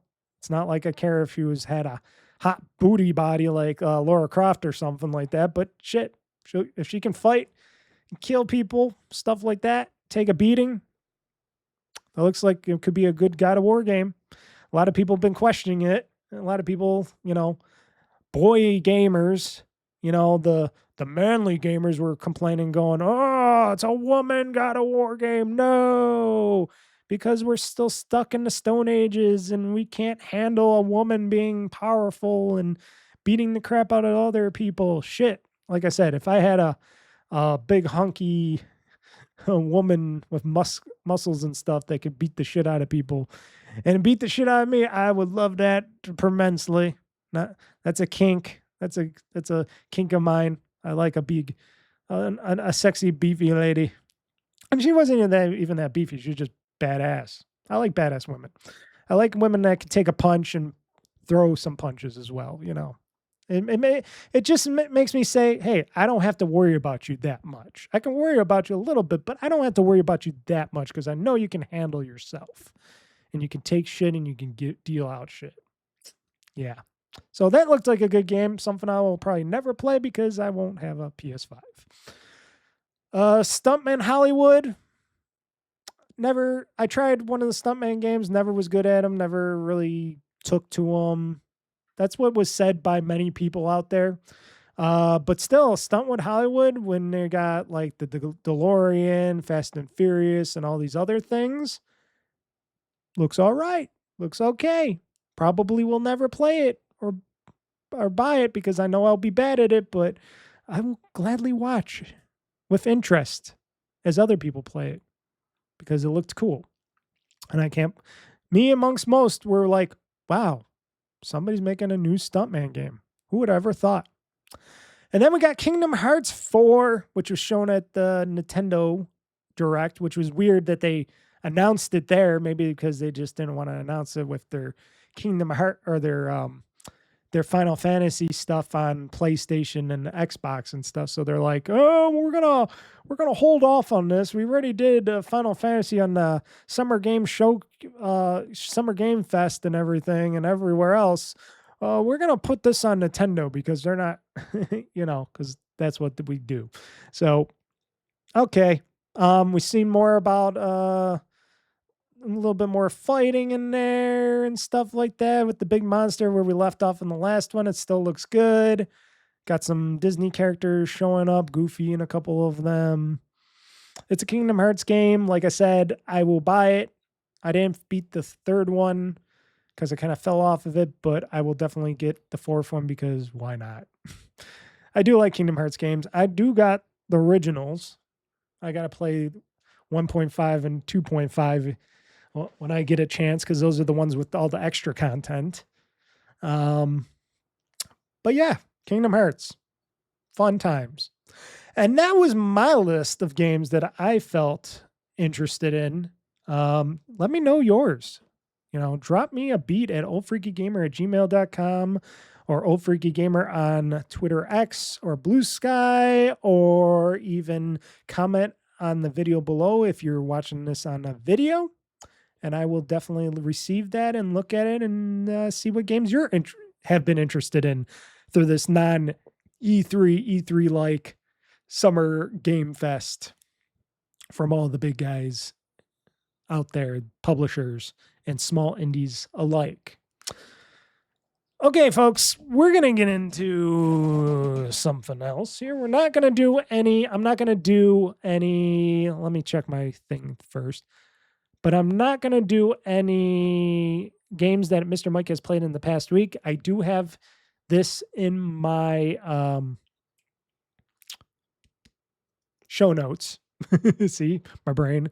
But I'm just going to be talking some games news. And then I'm going to end the podcast. So if you want to find out what I've been playing, just check out the show notes. A lot of games, especially because I've been playing a lot of games, especially on my game stream, which I sadly to say only got like one new subscriber. It's sad but true, but what can he say? What can I say? People either are not interested in what I got to say or what I show, or they already subscribed to me, or just the I didn't do anything really big on promoting it. I just put it on Twitter and BlueSky and YouTube, with some stuff, and my website at oldfreakygamer.com, and told people that they can earn gift cards. But hey, I guess I get to save my money then. And it's sad, but I'm a little fish in a giant pond of Goliath fish out there that have big fan bases and stuff. And I'm just little old Mr.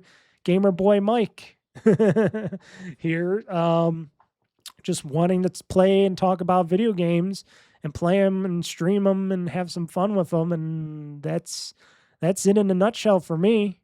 I'm not trying, like I said, this isn't even a business. This ain't a business model or a business. This is just me having my fun and doing what I like to do as a hobby. And that's it. That's all I got to say on that. So yeah. But it was a shame, but people did watch after the fact. My games that I played, I streamed my 40th pre-birthday game anniversary stream. People were watching that after the fact. They were watching it during the fact too. And then a lot of people were watching my last podcast, the Summer Games Fest, Summer Game Fest / or no, not Summer Game Fest. It was the Xbox Game Showcase podcast. They were watching that stuff. And that I can tell even better when I went to my audio versions of my podcast. A lot of people downloaded a lot of my podcasts. People like to listen to me, I guess. I don't know why you guys like to listen to me. You probably just like to listen to me whine my own whining, or just like hearing me sound like shit or something. But hey, thank you for listening. I appreciate it. And like I said, it cost you nothing. It cost me some money, but it cost you nothing. And I would hope you guys like to go watch my videos at oldfreakygamer.com or youtube.com/oldfreakygamer-2023, or just type in oldfreakygamer in the search thing and, chat me back, ask me questions, whatever. Subscribe to my YouTube channel, Old Freaky Gamer. Why not? Can't hurt. Doesn't cost you another damn dime or penny. I'm probably the cheapest show on the market. And I don't try to stuff advertisements down your throat all the time either. So, hey, why not? Why not? Freaking arms and hands are hurting too because, like I said, did a lot of lifting. my midsection's okayish. My lower midsection is okayish, but it does sting once in a while. And my cooling device has basically turned warm already because it's a warm day. But yeah, I'm gonna have to change out my my cooling thing to cool my muscles, whatever underneath my flab here, because I gained some flab. I admit it. I gained some gamer boy Mr. Mike flab because it's vacation time and I haven't. The only working I've been doing is when I've been going outside and doing yard chores and the cement stuff and jackhammering and stuff like that. Otherwise, I have not been doing any exercising except with the fingers playing video games, which shit. I gotta take care of my hands and wrists better so I can game longer, or else I'm gonna be in a bad state when I'm super old, when I'm actually old, when old freaky gamer becomes the real old freaky gamer. You know what I mean? Okay, so why don't we get in the games news? That is the games news now. Locked and loaded, ready for the fight. Game talk news, gonna set the stage alight. Mr. Mike's got the scoop, he ain't holding back. Dropping bombs on the gaming industry track. Hear the thunder, feel the roar. Game talk news, gonna settle the score. From E3 to PAX, they got it all. The highs and lows, ready to brawl.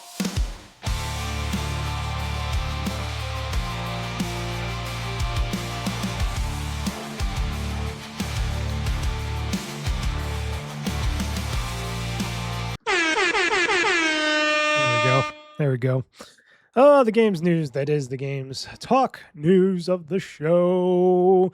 And we got a lot of stuff about Xbox. If you like it or not, folks, a lot of stuff about Xbox. And not all good either.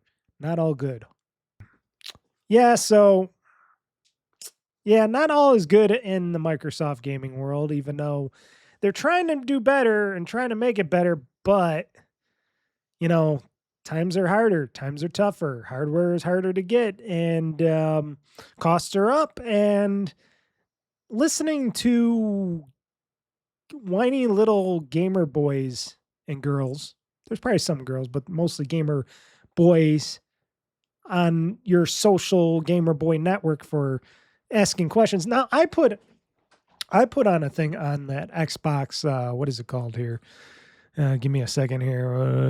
On the Xbox Player Voice community channel, I didn't put in, oh, we need exclusives. We need more exclusives and stuff like that. I put in something very reasonable, which never got upvoted or anything because, all these whiny boys and girls don't care about that. But my thing is, if you want more people to own consoles in the near to later future, maybe they should have a nice subscription-based model where they can front you a console for drop 150 down or 200 down or something, and then pay like $60 or $50-$60 a month going on, and then you get a console that you're like pre-buying, but you're also renting, and then down the road when there's another new console, and if you want to get a newer console, you could trade this one in and get a newer console, or you could just buy this one outright.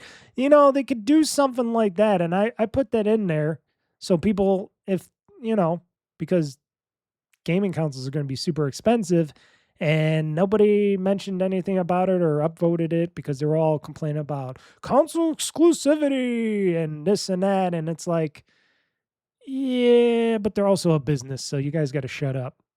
Unless if you can get more people to just buy Xboxes and Xbox games, then they'll bring you more of those console exclusives. If you're really the real people out there, if you're really the real gamers out there, Xbox gamers, and you're not just PlayStation heads or other people just diluting the pool, which they could be, you got to take everything with a grain of salt. They could just say, hey, if I was Asha Sharma or somebody, I'd be like, hey, you want us to do more console exclusives? You got to buy more consoles. Got to buy more consoles, buy more of these games. When you do that, we'll give you more exclusives. Do not worry. We'll give you some great exclusives.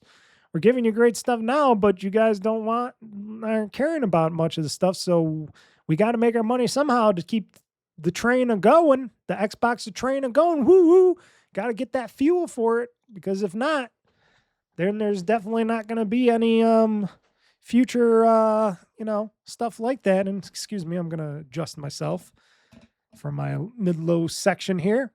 But yeah, I mentioned that nobody upvoted because you know what? It's all about the master race of whiner boys and girls out there that have a bigger voice on the internet than I do, and I don't care. I say my piece here. But yeah, I'm not, like I said, I'm a very happy gamer, even though Xbox went into dark times because of their parent company Microsoft and the bullshit that's been going on with AI and all that shit, and the stuff that they just lost all control over, and shareholders, of course, hate shareholders and corporations. But otherwise, I've been a very happy Xbox and Xbox PC gamer out there, and an Xbox Game Pass gamer, because they've been dropping a lot of stuff for me. But now at times people are just out there to whine and fake shit, and like I said, it's gonna be hard times, not just for Xbox, but for everybody. But very hard for Xbox. And it looked like even worse because apparently when Xbox Game Pass had their October 2025 price hike, Xbox Game Pass shed millions of subscribers. So Microsoft stated that Xbox Game Pass lost millions of subscribers after an increased prices by 50% with a price hike in October 2025.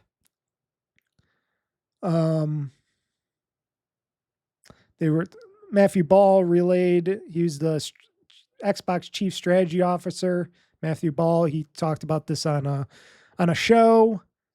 The Game Awards and Summer Game Fest host Jeff Keighley was in attendance and shared words on social media, I guess, about it. And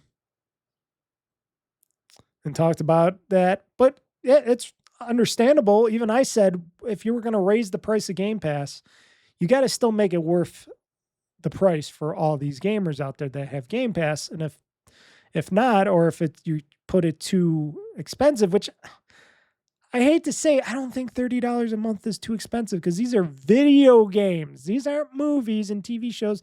This isn't a music subscription. This is video games. These are multi-million, almost billion-dollar games that are being made that take many, many years to do, that you're getting for a fraction of the price, and all these other games that come on and Game Pass. To me, I was okay with paying up to $30 a month, which I still am, but I'm very happy that they lowered the price by $5 and then went back down. But still, I was never upset by it. The only thing I was upset about the price hike, and it was because they went all in and they went, no, we got to raise this by 50%. And they just didn't say, hey, we're going to raise this. It's eventually going to go up to $30, but we're going to raise it little by little, throughout the year and stuff. So you guys can, compensate for it. And if you still think it's a value, we don't want to just hit you with a 50% increase right off the bat, but because the geniuses on high decided, no, we want that money and we want it now. They're like, okay, but this isn't going to be good. And I'm sure Phil Spencer and them were saying that it's not going to be good. And guess what? People talked with their wallets and they lost millions of subscribers. I wasn't one of them. I wasn't going to complain because, like I said in many podcasts, I'm like, for me, Game Pass is worth $30 a month. It's worth it, up to $30 a month. Now, if you're going to go past $30 a month, then I'd be questioning that service a little bit more. But like I said, with all the games that come to the platform, day one games, all these other stuff, and what I get out of it, gaming wise, I'm happy to pay it. But it's cheaper again now for now. And they are looking for more ways to get more value out of Game Pass for the company, of course. And they're trying to get people back on the Game Pass, and they're trying to make it more appeasing. And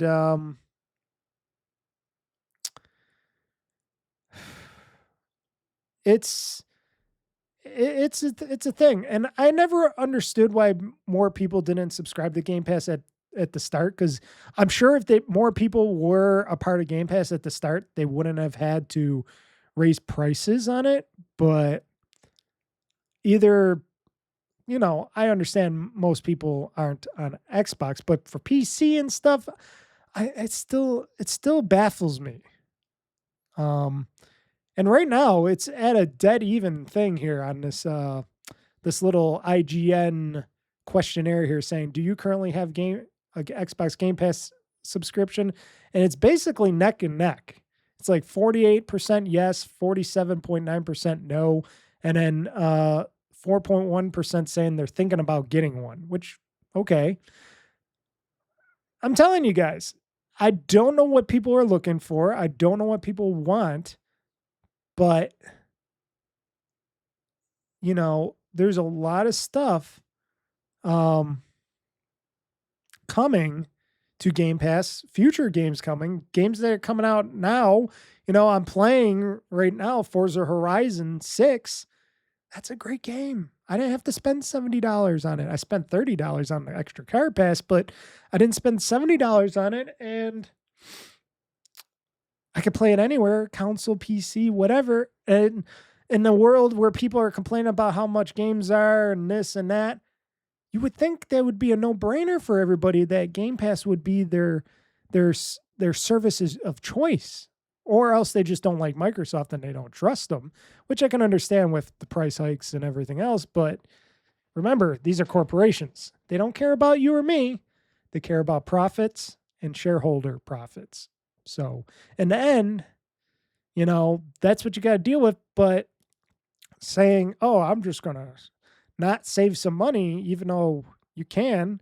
And I'm sure a lot of you people that buy coffees all the time from Starbucks and stuff, I'm sure you're paying a lot more than $30 a month for all that coffee and stuff that you can probably drink a little less of. But that's just me. But still, I don't know. But they admitted they lost a lot of subscribers with Game Pass when they raised the Game Pass price. And that's understandable. Even I said it's understandable. It's a shame, but it was understandable because they raised it all at once, and they could have just gradually raised it and it would have been a lot better. But they're just like, nope. And people said no. In more news, Xbox will try to do more exclusives once the business is healthy, says Arsha Sharma. Now, she's got two things here, and these are two separate news stories, but she says the same thing. But sort of the same thing, but also in different contexts, because also she states, like they used to state back in the day when Phil Spencer and them were still around, or Sarah Bond, Phil Spencer and Sarah Bond were around. She's also stating, just like they would state, Xbox game exclusivity will be decided on a case-by-case basis, says Microsoft and Arsha Sharma. And that's because games cost a lot of money to make and put out. And if you want more exclusive games for that platform and you want more, more to be riled up about for happiness and for Game Pass and stuff, you're going to have to help out a little bit. You guys and girls out there that are, oh, no, I don't want Game Pass, or exclusivities. They want more exclusivities, but I'm not going to buy an Xbox until they get the exclusivities. You can't have one without the other. You should know that term greatly. You can't get one without the other. And this is an older still, what would you say? Still newer, but older. They've been around in business for a while. This is the Xbox Series consoles are their fourth consoles, right? Because they had the Xbox 360, Xbox One, and this is their fourth console. No matter what they want to say to you. They've been out there for a while. They've been out there for a very long time. Trust me, I'm 40 years old. I know. Just like other people are. If you want these exclusivities, you're going to have to buy a console to get them enticed. The more people that buy the consoles, or play on PC Game Pass if you want to just do it that way because you got a PC. I'm sure that would still work as well. But if you're saying, nah, I'm not going to buy this until they get exclusivities, then you're never going to get your exclusive titles. And then those exclusivities are going to just go to multi-platform, and then you're going to be playing it on your PlayStation and complaining that, oh, Xbox has no exclusivities. It's that whole chicken and the egg effect right there. And for me, I'm like, well, I'm always going to be part of Game Pass as long as they keep giving me decent games and stuff at a decent price and that service is good. And, you know, who cares about exclusivity technically, but, you know, apparently the gamer horde out there, the gamer ingrates out there still care about exclusivities for their consoles. How about if nobody did exclusive games? Then what would you do? If Sony decided, you know what? We're going to take a page out of Microsoft's book. We're going to go multi-platform. We're going to put this out on our system, on Xbox, on PC. We don't care. We just want to make the money. And Microsoft did it. And not that Nintendo would ever do that, because they would never do that. But imagine if they did. Imagine if they even said, you know what? We'll put our Nintendo games on every platform. Then what are you going to say? Then what would you guys say? Would you buy any console? Would you do anything? What kind of message are you getting or trying to give for this? What kind of thinking are people doing, saying, well, we need to get exclusives on everything? This isn't like the early days when the Xbox was trying to establish itself. And of course it was going to have exclusives back in the day because it was more of a walled garden. Now that you got more people, everybody in the PC market, except for Sony for now, but they'll be back, like everybody's been saying.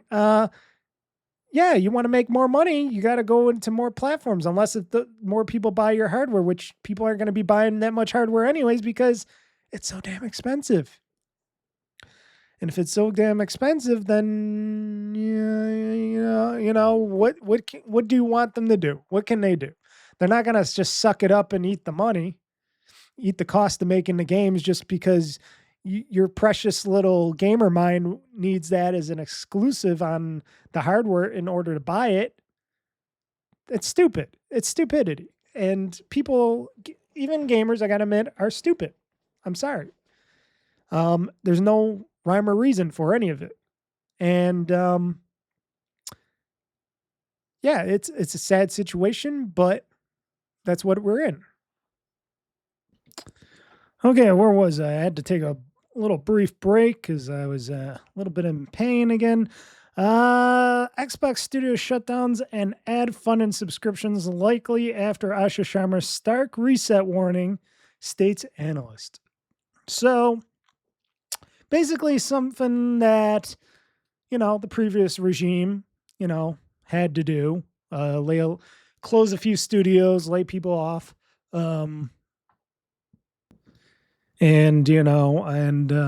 Stuff, and said, maybe we got to look into this ad revenue for video game subscriptions like Xbox Game Pass and stuff to make more profit and stuff.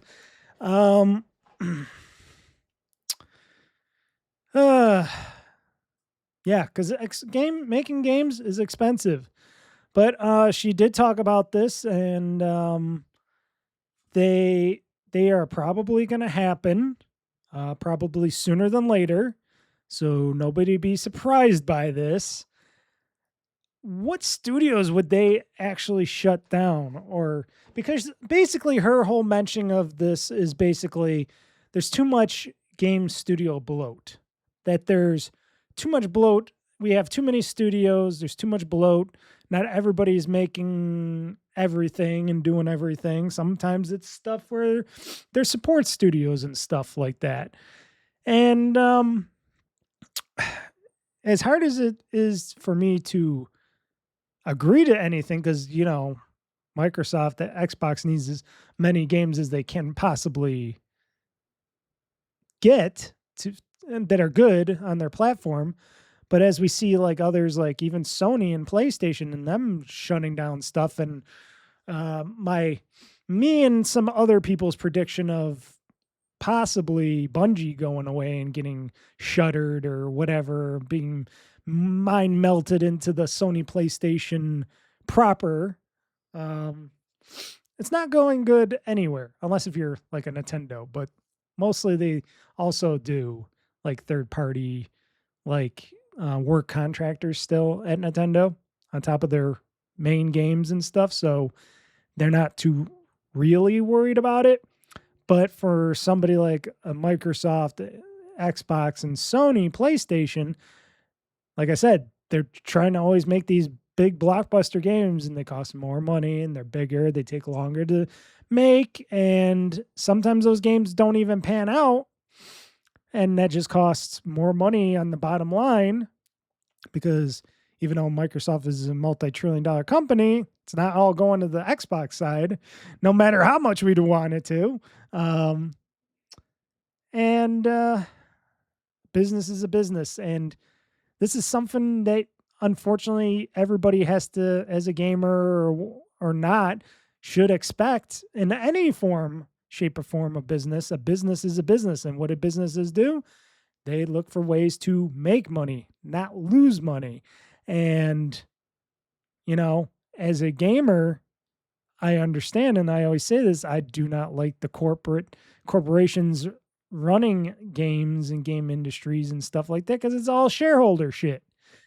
But you need a lot of money as a private entity too to do this as well, because you look at Valve, they can't even get their fucking Steam machine out, rolling and out. And who knows about the next Steam Deck, or if that even is a thing that's going to come out anytime in the future. They have the hardest time because they don't sell that much going out, and they've been pushing back. Look at Asus when the ROG Ally X, Xbox ROG Ally X, and others were like pushing it back a little bit. Luckily it came out, but still they even pushed it back a little bit, and I was like, no. Times changed. Nothing's cheap anymore. Before, hardware, chips, everything was super cheap. Then, like I said, AI came into play. A lot of big other actors came into play and gobbled up most of the industry.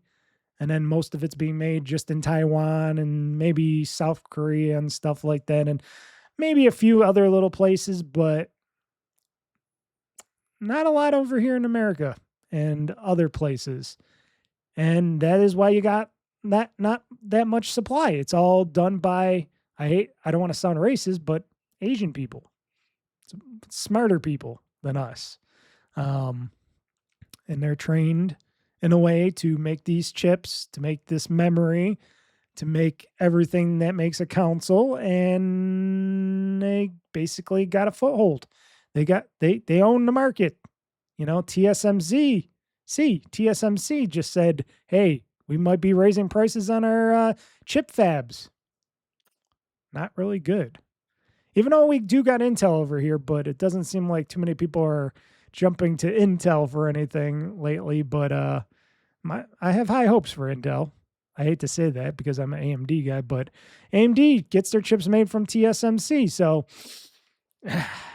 yeah. But yeah, if they're going to let people go, good people and stuff, that's just going to be a blow. That's just going to be a blow. But, you know, unfortunately, gaming isn't just an art form and a way of culture and what people would say like a way of life. It is a business, and businesses, companies, corporations will run this stuff like a business. It doesn't matter if they close 90% of their studios and they only have like 2 left or 1 left. That's how they're going to run their business. And we can yell, scream, kick, cry, whatever. But unfortunately, if we're not buying their stuff and making them money, we're just lucky that freaking Nadella didn't fucking fold the Xbox division altogether, because originally before his fakeness got more well known with me, he wanted to kill Xbox right away. He wanted to sell off the division or kill it off like he did with Nokia and stuff right away, and focus on just the servers and stuff like that, networking side of things at Microsoft. So he didn't even really care. He doesn't really care about gaming or anything. He just pretends because they know how to pretend, but he doesn't really care, and he's all about business first. So, we're lucky at least the Xbox is still around in some way, shape, or form. It might not be like the earlier years when it was fresh coming out as the original Xbox, and all you guys were like, "Oh my God, look at Halo, look at Gear, look at all this," and me in 360 going, "Wow, these are some great ass games." The games were like $40-$50 back in the day. Back in my day, they were $40-$50, and they were great games. And now it's just like, no, they gotta be like realistic and super expensive and take a long time. I think that's still my major pet peeve with every game that comes out, because every whiny gamer complains if these games don't look good enough and whatnot, and they don't get their bang for their buck on that. They don't buy them for most of these games, and that's not true either, because there's a lot of indie games that look great and they're bought. People buy them. I know I buy them, but a lot of these people are like, "Oh, if this Forza game don't look so realistic, I'm not gonna buy it." It's like, okay, how about they just make a good racing game, a good open world racing game, and it looks like it had 360 graphics? Oh no, that's unacceptable. It's got to have 1080. It's got to have 1080. I was saying 1080p. It has to have 4K, 240 hertz. It's got to look all the ray tracing. And it's like, but I don't want to pay for that. I'm not spending those $800 on a console. And it's like, fuck off. And she even also said, Asha Sharma also stated in comments with games journalists out there that she says a mass audience can't afford thousands of dollars to spend on next-gen consoles. So Microsoft must look at new business models for this. And like I said, I'll go back to what I was saying before. If they could do it in a way where you can rent out the console in the beginning, put down like $150 to $200, rent it out, and you get a Game Pass Ultimate subscription with that for like 60 to, I don't know, I would hate to say more than 60. I know it'd be like 80, but if $60 a month or whatever, and it pays off the console over time, or you can get a new console and just trade them in, and you can get all the games on Game Pass, and then you could keep buying games and stuff, and they can give you a deal. I could see a business model like that, because then they can entice people like, well, you could pay almost $600 for your Switch 2 or 3 or whatever. You could pay $1,000 or more for your PlayStation 6 and handheld. But if you come back to Xbox, we got a system now where you can get your console of choice, the higher end, lesser end, more storage, less storage, whatever. And you drop down $200, and then you get into the contract with us where we charge you $60 a month for it, and you get Game Pass Ultimate. That's ongoing revenue, people. I could see that. I would do that if they offered something like that for the next gen console, and I could get the latest, greatest with all the power and storage, and I could pop in an M.2 drive and stuff. And then down the road, eventually, when they come out with the newest, latest, greatest, if they keep going on with consoles, and I could just swap this one out and get it recycled by them and get a discount on the next one, I would do that. I would continue to pay. I'd pay the $60 a month. That is something that I recommended on the service, on the Ask thing, which I'm sure nobody looked at or nobody cares about. But maybe renting console hardware for the future of gaming is the way to go.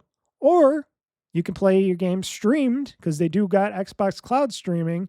And if they maybe focus on that even more, and they just offer they offer like all their stuff and third-party stuff in a streaming service. You don't own an expensive console or anything else, but you got your phone, your TV, whatever, and you can link a controller to it. Stream your games. Got good internet, stream your games. That's also their choice. That's what I always said about I'll still play and download and play games, but if push comes to shove and you can't get new hardware and you can only get the games in the cloud and they only stream them, that's the way it is. But shit, you can get most of the population on the planet with that. Nobody can say no.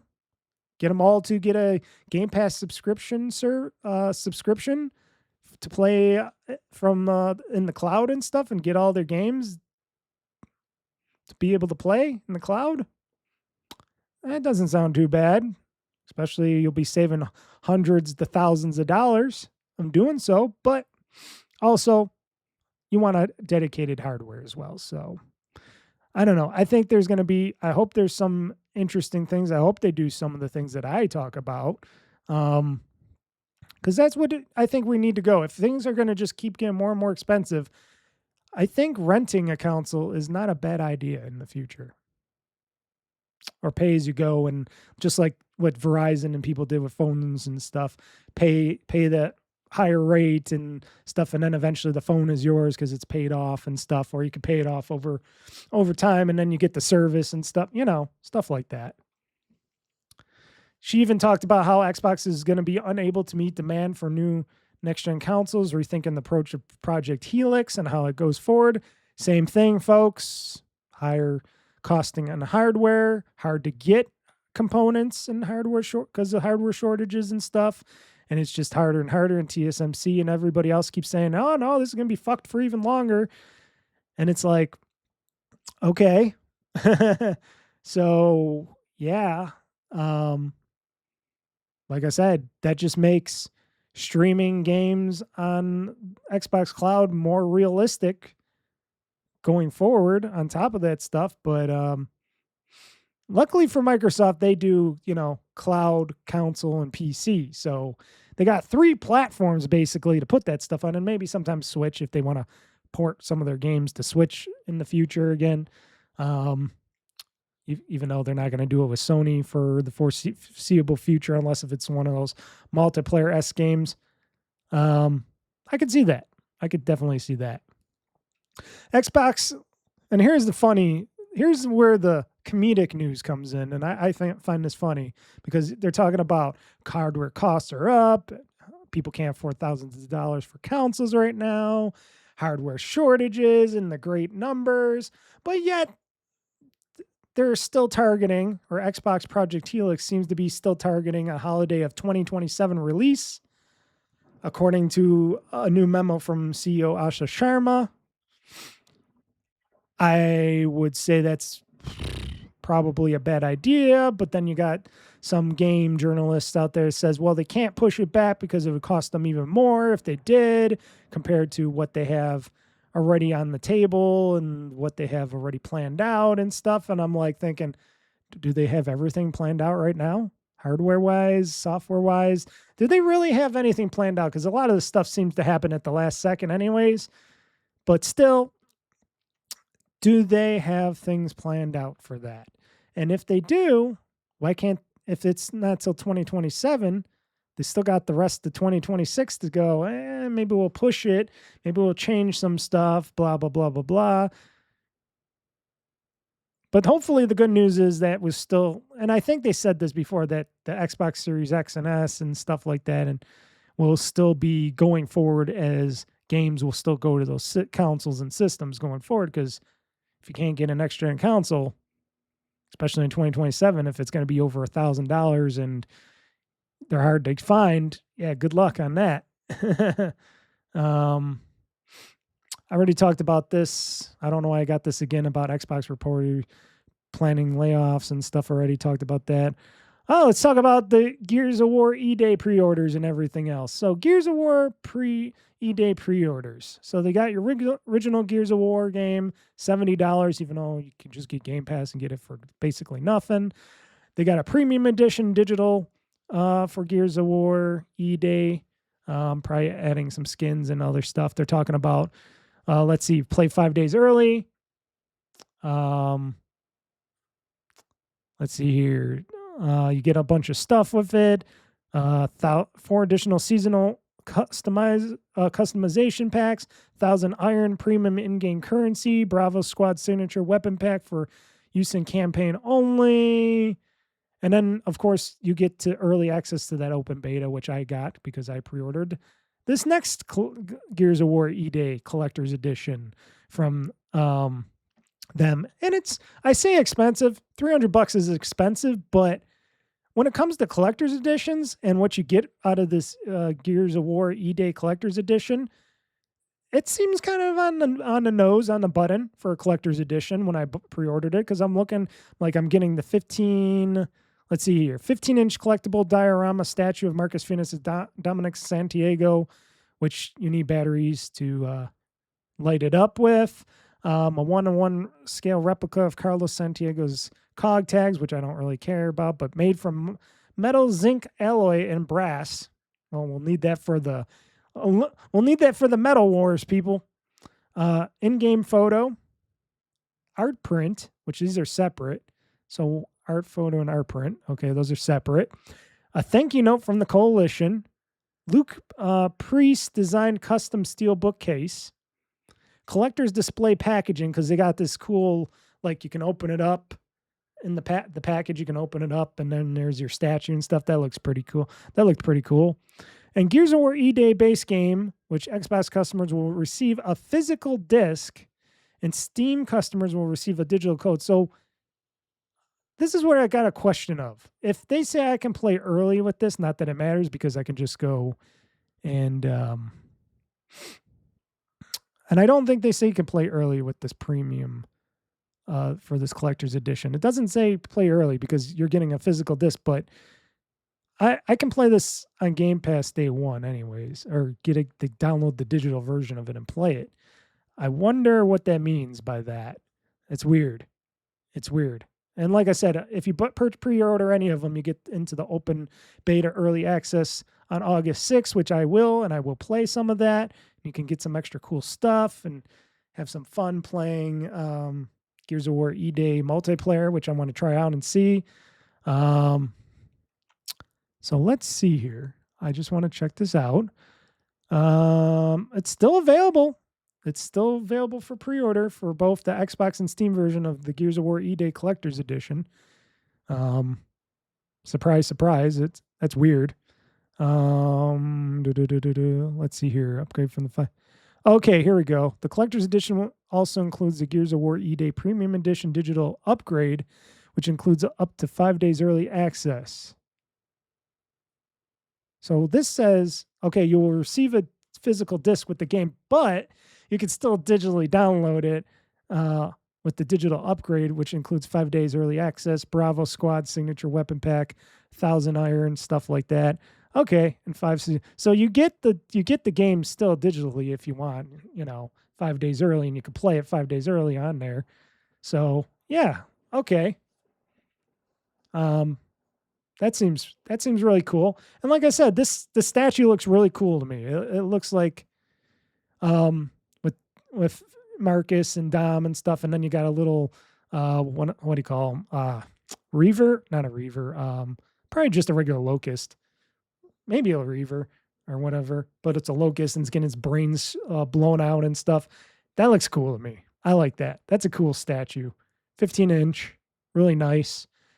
And like I said, it's coming in a big box. It's coming with a disc and all this extra bonus content, and it's coming with a steel bookcase and stuff. I'm thinking $200 or $300 is not a bad thing, even though it cost me like $3 something because of New York sales tax and shipping, but still. And then as I go back to the collector's editions, let's look at the Fable one. This was only this is back on sale for pre-order? Uh-oh. Oh, fuck. The Fable collector's edition is back on pre-order for Xbox. Oh, fuck. $200. Shit. Damn. Oh, man, I might have to get this too. This is $200. Oh, man, why you do this to me? Oh, I don't even want to look at it because that wasn't available. That was sold out. And how about the Halo one? Notify me when available. Out of stock. Okay, that's out of stock. Woof. That's the one I really wanted. I wanted the big Master Chief statue. Even though I do got a Master Chief statue from Halo. What was it? Was it 4 or 5? I was thinking maybe it was Halo 5 or something. But shit, that's still out of stock. But the Fable one came back in stock. God damn it, Xbox Game Store. And this is coming out for, like I said, Xbox, Steam, and PS5 for the Fable Collector's Edition for $200. A little bit cheaper than the other one. And it's not coming out till 2027, but you got to pay now. It's like buy now, get it later kind of thing. I'm hoping this Fable game is good. Play up to 5 days before launch. Get the full game. Premium edition content pack. Let's see. Physical collectibles. Jack and Blade statuette. Jack of Blade statuette. Hardcover art book. English only. Collectible steelbook. Custom Heroes Guilds seal pin. Early access, like I said, to 5 days before launch. Full game for Xbox and PlayStation customers will receive a physical disc. Steam customers will receive a digital code, of course. Fable Premium Edition content pack. Fable pre-order of the Hero expansion coming post-launch. Fable digital art book and soundtrack. Why? This was out of stock, folks. This was out of stock. I'm telling you. And now it's in stock again as of this recording. Shit. Shit. I'll think about it. Like I said, there was a Halo campaign involved, collector's edition, which includes a replica of the bygone gaming era. That's been sold out already, unfortunately. And it looked really good. Like I said, the Master Chief statue looks really good. His little key card thing to show Cortana, when you would go and do this and you'd show Cortana, they got that little replica. That would have been a cool collector's edition. That was only what? That was only what? $199. What did I say? How much it was? It was. They're not even showing. Oh, $199. That was only $200 as well.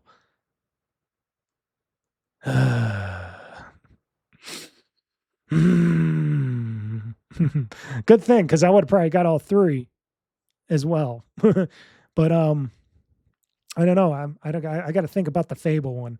I like Fable a lot. It's been a while since Fable came out, and the statue looks pretty badass. But am I gonna? $200 plus sales tax and shipping. So yeah, I'll think about it. And then final games news. And get final games news now. Talk. Final Fantasy VII Revelation has been announced. Players can shape its story, but the trilogy will have a singular ending for everybody, which that's where it should go. It should all end up in the same area. Nobody should have different endings. It should all go and end the same way. That's how it should be. But you can take your story to different areas and stuff. You can go and take different paths, but ultimately it'll come to the same ending, which is good, which makes sense because there's an ending to Final Fantasy VII, and that ending should be just one ending, not different endings, because then they would fuck up the whole franchise, I would bet. And that's coming out, like I said, next year sometime. Does it say Q2 of 2027? So they could take their time because there's tons of there's tons and tons and tons of games.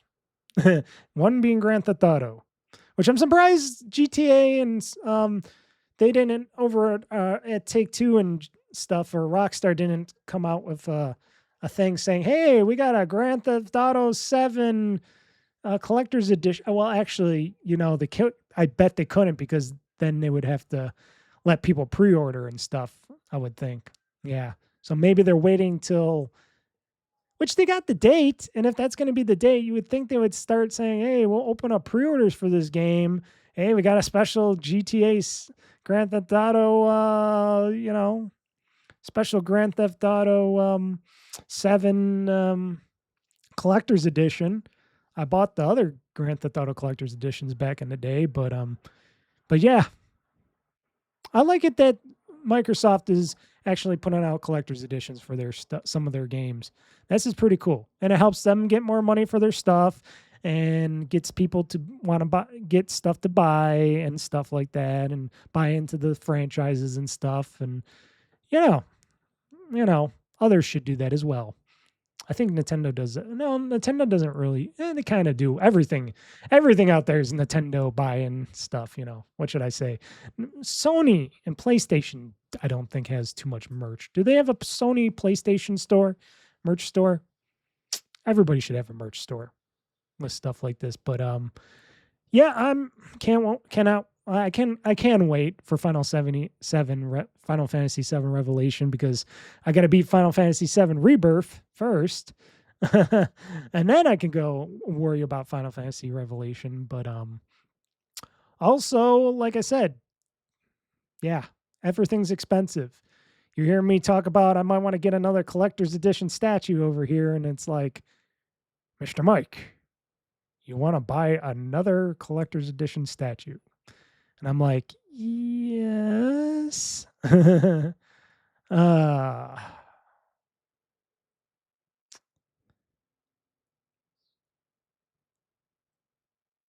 don't know. Do I need it? Do I need it? Do I need it? No, I don't. No, I don't. But do I want it? Maybe. Okay. That's it, folks. This podcast is done. I'm tired. I'm kind of hurting. I'm going to take a very, very, very hot bath with some special stuff in the tub to make hopefully my ouchies to go away a little bit better.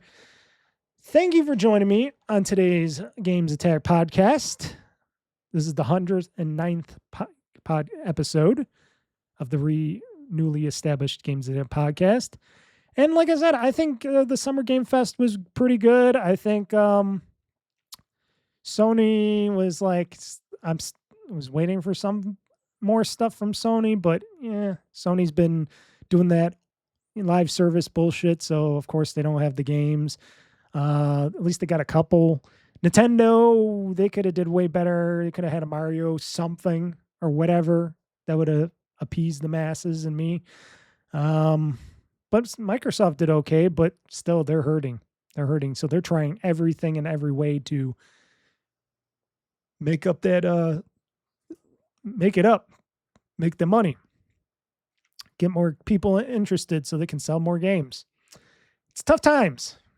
It's not good times. It's not the worst of times. It's tough times. But that's how the world is now. It's not like when I was a young Mr. Gamer Boy, Mr. Mike out there, and things were cheap, but they were expensive. But now it's just like, anyway, I'm going to get going.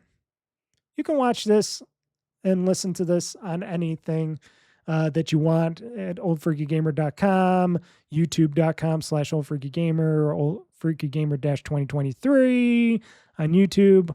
And it's on the audio portion of the podcast is available on all major podcast apps and stuff that you can get your major podcasts on, or you could go to Podbean, or you could go to my website, OldFreakyGamer.com, and get in and subscribe to it and download it for free.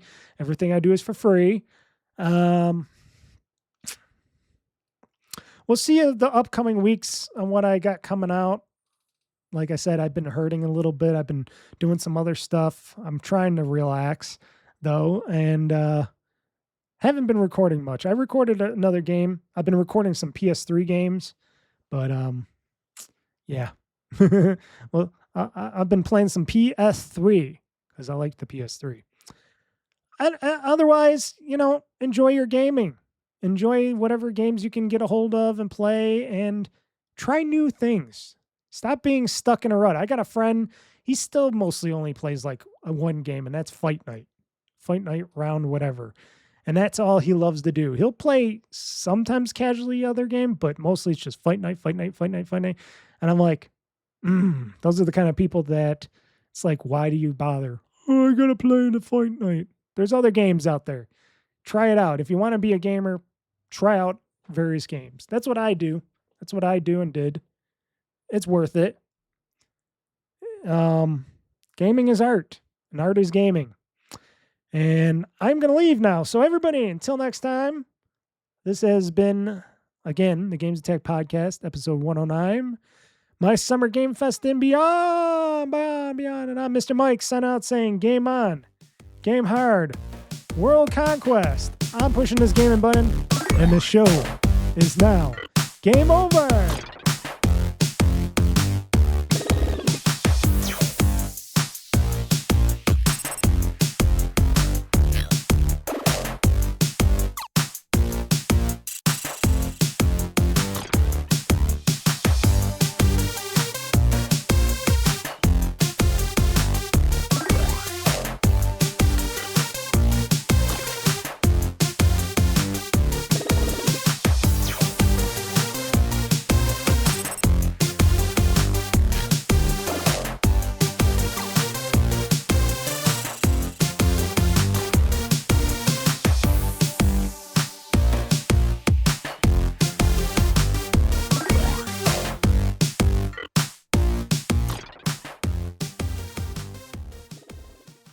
Game over.